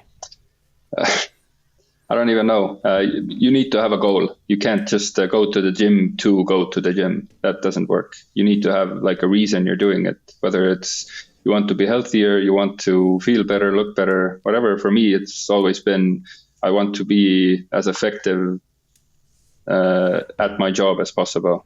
And I still consider my job to be when Estonia gets into trouble, then I'm going to be there fighting for it. So my job is still going to be as effective of a soldier as I can be, and I have that in mind. Have you been able to kind of talk someone into training in your life as well, who kind of, I don't know, has been on a wrong course? Have you been able to help someone? Or have you tried? Kind of. I have tried. It's really hard because I cannot give you a reason. You have to find that reason for yourself. I can tell you all these reasons, but those are yours. Yeah, those are mine. If I tell you something, I do it for my own reasons. Maybe that doesn't motivate you. It probably won't. But it's important. You need to find a reason. Mm-hmm. How did you find the reason? Mine was easy. When I joined the military, I kind of thought of this every time I needed like a boost of motivation. Is that when I'm facing the enemy, I don't want to die because I didn't put in enough effort when I had the chance. I want him to defeat me because he was better than me, even though I gave my best. So when I'm dying there, bleeding out, I don't want my last thoughts to be, damn, I could have done more work. I could have worked harder. That's not going to be my last thoughts. I'm like, dude, that guy's good. That he deserved it. Like, so I would say it's very difficult to speak someone into. Yeah. That's why there's no point of speaking. Only thing what I think you can do is ask questions. And tell them what you did and hope for the best. Mm-hmm. Because it doesn't really help them. What you can do is just be an example. Maybe they can see that, hey, this guy is feeling good because he's working out. He's able to do these things because he's training. And I think it's also that there is this comparison thing. I don't know how you felt that in the military, but it's always comparing yourself to some other people who are more advanced. They're bigger than you. They are more fit than you, and then it feels like, okay, there's no point of starting. But that's a wrong reason.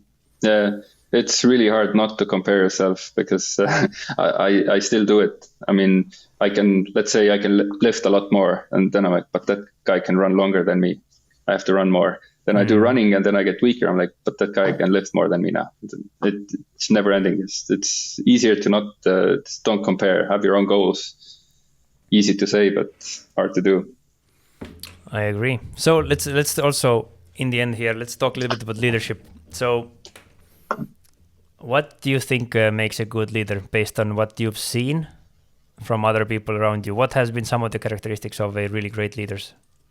Yeah, definitely. As you mentioned, being humble from the CEO I have right now. I actually had a conversation with him today. Like he always listens he wants to hear your ideas, how to make things better for the company, for yourself.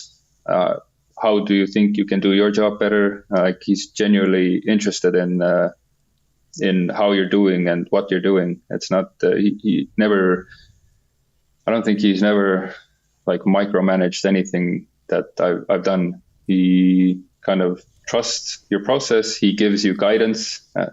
here and there if he sees you're maybe going in the wrong direction, but he never tells you, hey, this is wrong, do this instead. He maybe asks questions, hey, do you think this is the best way of doing it? I was thinking maybe you can try this, or or what do you think about it? It's never like commands. It's direction, it's guidance. Mm-hmm. So now, if you had to think from the military perspective, like were the same attributes to the people you looked, I don't know, you looked in a way where, okay, they are good leaders in the military. Has that perspective changed for you, or is it still the same? Actually, it's the same. In the military, there's a huge problem of people being assigned as the leader. They don't, even though they don't fit that position, even if they don't have those qualities, they have the rank, they have whatever other qualifications they need, then they're a leader. But I don't think rank and that defines a leader. It's personal qualities. Yeah, if you have to use your rank to lead people, you're doing it wrong. I've heard that in service, that hey, I'm the captain, you're gonna listen to me. I'm like, yep. Yeah. That means that sir. I'm not going to. And that means that I will listen to you only as much as I have to. Yeah. And I will do nothing more.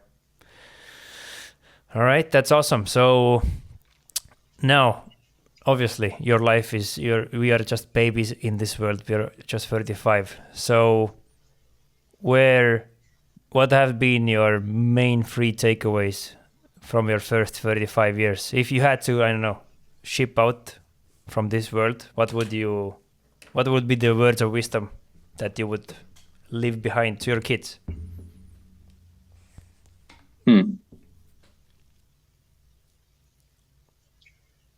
I think for myself, it's been hard to let go of useless people. Just having people around that provide nothing. They only take away your time and your energy, and they're a bad influence. Just let them go. I still struggle with this to this day. Some people, they're not worth interacting with. It's I guess the skill would be recognizing them early. Yeah, fire fast, hire slow. Same with their friends. And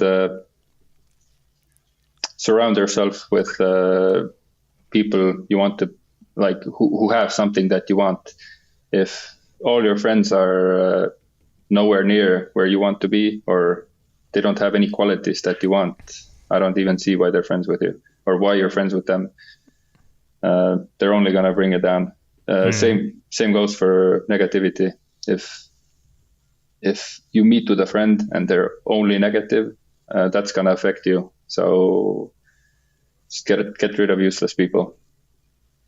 Anything else? How much was that? 1? It was 2. Or? I mean, it was kind of 1. Hard to let go was one of the, like, pretty much letting go people who are not based on the standards you need. And the second one was surround yourself with the right people. It's kind of the same. Yeah, kind of. So what else? It's been said a lot, but hard work pays off.